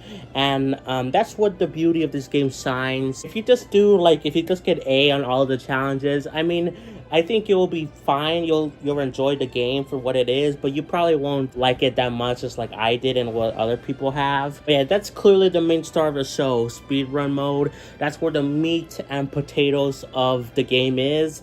But there is 2 other modes, technically 3 if you want to be specific. The second mode is survival mode, which is where you play against ghost data of like 7 other players and you fight to be number 1 or whatever. To be honest, this one was fine. This mode was fine. The other modes are fine too, but I vastly prefer speedrun mode. But survival mode had so much potential. When I first saw it, I was thinking it was going to be like a version of Mario 35, but with less players, where you could play against like actual people, you know, and compete. But that's not what it is at all. I mean, it kind of is, but you're playing against ghost data. You're not playing against the actual real people. And that's really disappointing. I feel like they could have done it way better, survival mode. Because, again, survival mode makes me think that it's like real people competing for number 1 when that's not what happens. I just wish it was like a version of Mario 35. I think it's underwhelming, but it's still fine, survival mode. Next up is World Championships, which is, of course, what the name of the game is on. And this one, you do a couple challenges in a row to get the best times against the world. And you have like leaderboards and all that stuff. I can see the appeal for this one, honestly, but I still think it's a little bit underwhelming compared to like speedrun mode personally. But I can at least see them compared to survival mode. And last but not least, this is a bonus thing. This kind of is not like part of the main 3 modes, but it is something extra. that being Legendary Trial, whatever it's called. There's like a fourth mode where you go against all of the legendary challenges, which are the hardest challenges like in the game, in a row, for the best time. This mode is probably better than Survival and World Championships mode personally, even though it is just a one and done thing. With the other Survival mode and World Championships, it's technically rotating challenges every week or whatever, although they're only the same challenges that you already played in the speedrun mode, so that's a little disappointing, but at least they're rotating. But with the Legendary Trial thing, it's just the same challenges. You try to improve the best times, and I think that kind of gives it a unique flavor. I really enjoyed doing it. I did pretty good for the most part. There were like 3 or some challenges that I did not get like S or A, which is disappointing. But I still did pretty decent. I think my best time was like 30 minutes or something, 28. I don't remember exactly. But it was good. It was fine. I could obviously do better, and I was thinking about maybe doing it faster, but I don't know if I will personally. But it is something that is in my mind. Like, maybe I will do this. But yeah, I think that the fact that it's the same challenges kind of makes it better in a weird way, even though of course the rotating challenges offer more variety for the Survival and World Championships modes, but that could just be me. But even so, I will say that even though it's nice to have rotating challenges, you know, in certain ways, again, I'm kind of weird, like I prefer the same challenges. Even if it's fine to have them rotating, I really wish that there were unique challenges for the speedrun mode and World Championships, because again, it's just the same challenges from speedrun mode, and I wish it was just something different. I want something new, some new challenges. Like, it wouldn't have been that hard, right, to make some new challenges, or at least making them slightly different from how they usually work in speedrun mode. I don't know, maybe I'm expecting too much for this game, but I really did enjoy it, even though it does have some issues here and there. Oh, and there's another thing about the game. It has customization.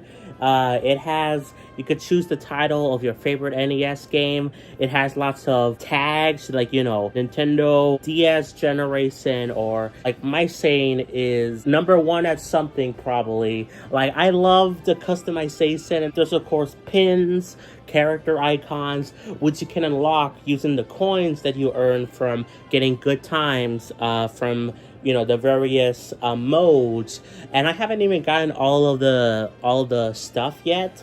That's why I kind of bothered with the speedrun and the World Championships mode, to be honest, because those are technically a little bit different. They're a little bit new, even though it's just repeating the same challenges you already did, but it is putting them in a new way to fight against other players, and so you get coins from that, and I use those coins to buy some of the remaining items that I need to get, some of the remaining icons. So that kind of has a purpose, but you know, after I'm done buying all the icons, I probably won't play the game ever again, which is, I barely even played it like recently. Yeah, it's kind of sad, but I mean, I had a good time with the game, you know, and not every game needs to be able to constantly play it endlessly, you know. There's a lot of games that's fine to do with, you know. There's a lot of games that I love that, you know, you can play constantly forever, whether it be single player stuff or multiplayer things. But you know, sometimes I want a mix of like a game that you can just finish. It takes a decent bit to complete, and maybe you have some stuff here and there to do left over, but after that there's really no need to play it anymore, and sometimes that's fine, you know. And I think this game is perfect for that, especially because it is $30. It is on the cheaper side, so yeah, I think this game is really worth it, and I think this game is a good game, and it gets overhated by a lot of the Nintendo community, at least when it first came out. I think more people are a little bit more positive on the game nowadays, especially because there were lots of people playing it when it came out, you know, they were streaming it, but I still saw some of those same people that were criticizing the game before it came out, still saying the same thing after the fact, you know, saying that, oh, the Switch is gonna die, you know, there's no new games, this is the only new game, and it's like boring as heck. You know, this was before the Nintendo Direct where we got Mario and Luigi, Metroid Prime 4. We got the new Zelda game announced. Like, I had a lot of stuff in the Nintendo Direct. Like, that kind of led people to forget about Nintendo World Championships. In some ways, I feel for the worst because I think this game is underrated, but in some ways for the best because a lot of the people that were focusing on the game were not liking the game at all, so just negative talk. I don't know. I might be rambling at this point. The point being, I think this game is good. I liked it. Probably won't be playing it for too much longer. I'll probably continue playing it every so often to get the pins that I need, the icons, by doing the World Championships and survival mode. But that's fine. That's totally fine. I recommend this game. You know, it's a cheap game. I think if you give it a chance, it'll be fun. Even if you don't care about like retro stuff or speedrun stuff, I think you'll have a good time with it. So now that I have a Switch 2, I've been messing around with a lot of the features that it offers, such as HDR, and I have a few issues with HDR, so let's just talk about it, shall we? So fair warning, I should say that I didn't even know my TV that, you know, I plug in all my consoles and my PS5, Xbox, and now Switch 2 supported HDR. For the longest time, whenever I tried turning it on my PlayStation and Xbox, it just said it wasn't supported. But of course, you know, the Switch 2 has HDR on the console itself, you know, on the screen. So I was able to experience it and it looked pretty good. You know, the colors were vibrant and I thought it looked so good from the little that I played of it. I did a gameplay video where I played Mario Kart World for like 30 minutes where I first experienced HDR. So I really wanted to see if maybe I missed something on my TV because it is a more modern TV. It supports 4K and it'll be really weird to have a TV that supports 4K but not HDR. You know, I'm sure those exist, but you know, I figured maybe it was somewhere in the settings deep in there. And it was. I did find it in the settings. Eventually, I had to like do a lot of digging actually, and I was able to turn it on. And I've had some issues with HDR on the Switch 2, and technically on my other consoles too, because after I found out it was a thing, I turned it on for my Xbox and PlayStation. But you know, we'll talk about the Switch first and foremost, and then I'll touch on the other consoles in a bit. But with the Switch 2, everything seemed to be going good. You know, it looked just like how it was on handheld mode. Although the home screen looked a little bit like washed out, in my opinion. The game itself looked vibrant or whatever, which is always kind of confusing. I know there's a reason for this, but sometimes it feels like the colors, HDR is supposed to make things more vibrant, but sometimes it makes things appear washed out. I think it makes it more natural, so sometimes it appears like two different ways. I don't know, but either way, I thought it looked too washed out on my home screen, which is weird because I know the Switch 2's home screen supports HDR and also SDR, which is the standard, you know, version that usually people are used to. You know, it supports both. So I don't know why there was an issue with that. But again, the game was fine and I didn't really care. It was like a little bit annoying, but I'm like, okay, at least if as long as the game is fine, I'll deal with it. But then after a couple of minutes, it started cutting out, like basically if HDR was turning off and then it turned back on, except it still stayed on HDR, but it just turned black the screen and then went back on, you know? Or like if I powered it off or turned it back on again, my own TV, and that happened every couple of minutes.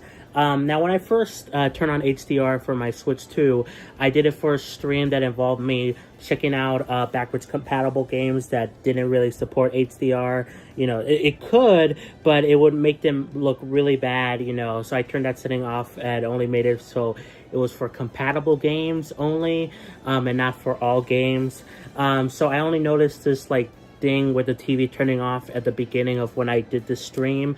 But then, like, the day after, I did a full day of testing HDR on all my consoles, including another Mario Kart World gameplay video, which was an hour long, which you can even see in that video, which I'm using the footage right now for this current video, how some weird glitching happens, or just straight up like the black screen popping up sometimes. And to me, felt like it was too much, like happening a lot with Mario Kart World. That was the game, you know, that's the only game I have that supports HDR.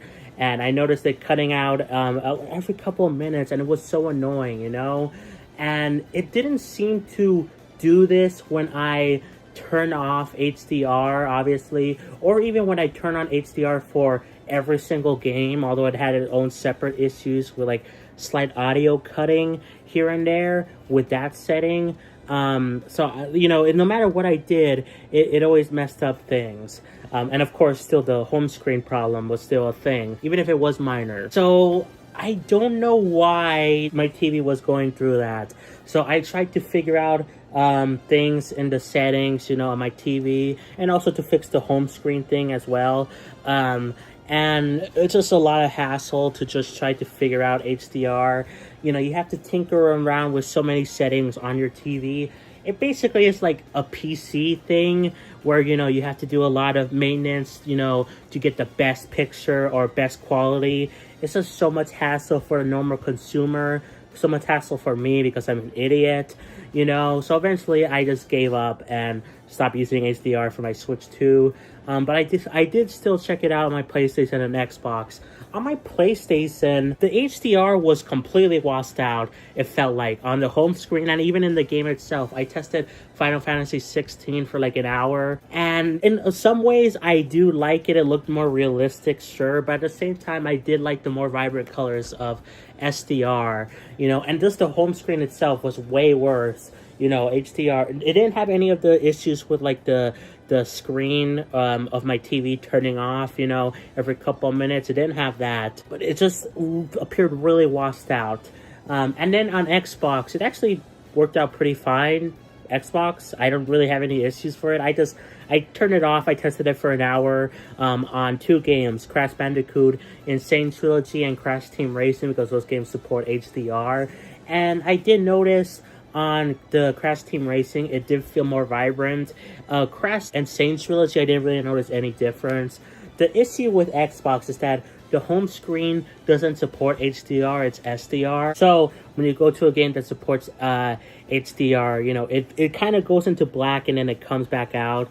Or if you exit it, it goes into black and then comes back out, you know. But it's only when you're closing or opening a game. It's not, you know, like what was happening with my Switch 2, where it kept doing it when I was playing the game. In case it wasn't clear, when I was like racing in Mario Kart, sometimes every couple minutes, you know, it will cut off. You know, when I'm racing like online, I was racing online while doing this, you know, so I couldn't see for like a second or two. So yeah, but I didn't have any issues with that with Xbox. So I guess if I would have to rank it, Xbox was the best HDR, although I don't like the menu not being HDR supported. That's kind of dumb in my opinion. Followed by PlayStation because there was like no issues with like the cutting out and cutting back in, and it was seamless across the board, except it just looked washed out. And then followed by the Switch 2 being the weakest in terms of HDR, because it looked good in the game, but again, you could argue maybe it's my TV, but I've seen other people report issues with HDR too on the Switch 2. And, you know, you have to do a lot of maintenance to get it to work right.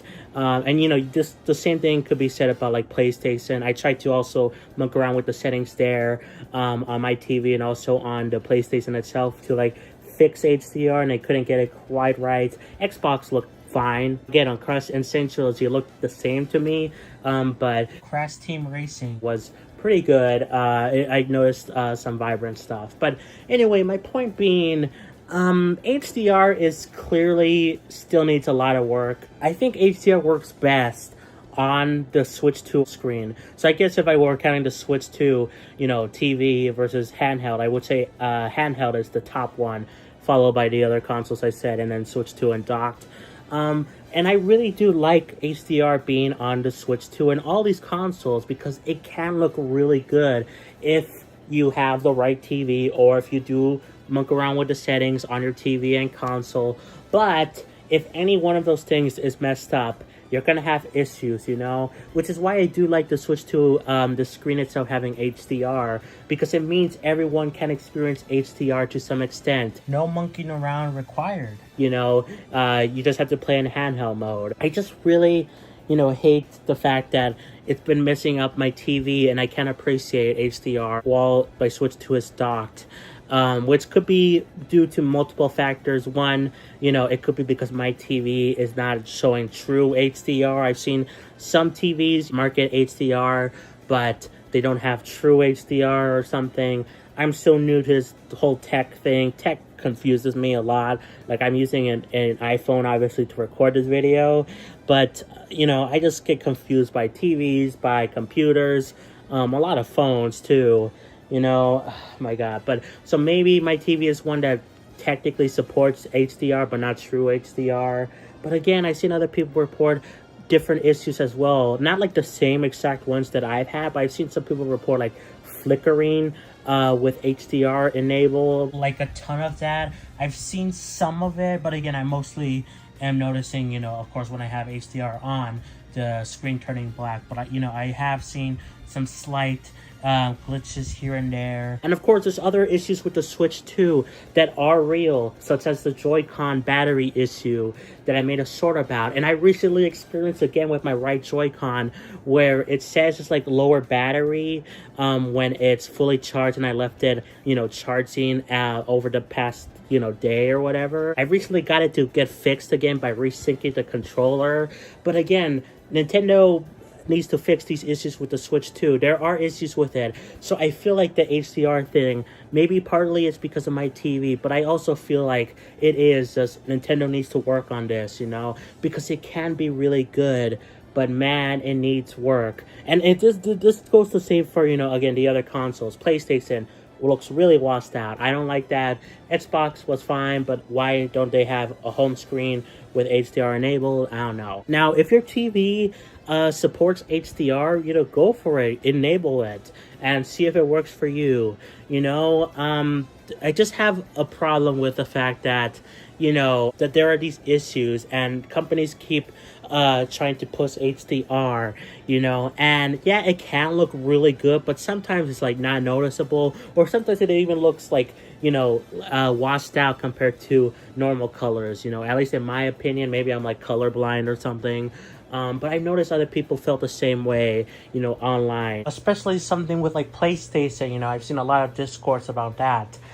With the washed out colors. So it's not just me. And I also don't like the fact that, you know, there's no standard, which I guess, you know, means in a lot of ways, you know, obviously HDR is superior in a couple, but overall SDR, you know, it stands for standard definition or whatever.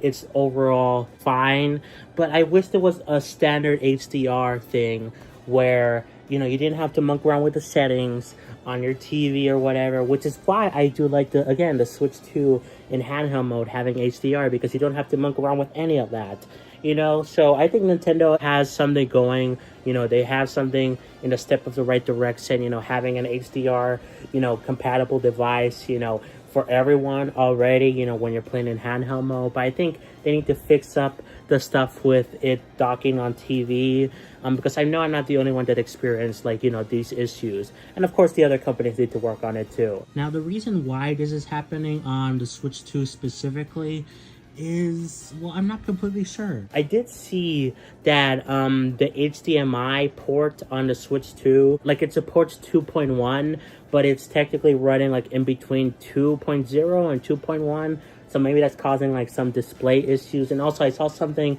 I don't know if this one is real, I know the other one is, but I saw something about how apparently the Switch 2 has higher HDR, something related than the other consoles. So maybe that's causing issues with my TV, and especially if you have an OLED TV. I don't have an OLED TV, but maybe that's something to do with that.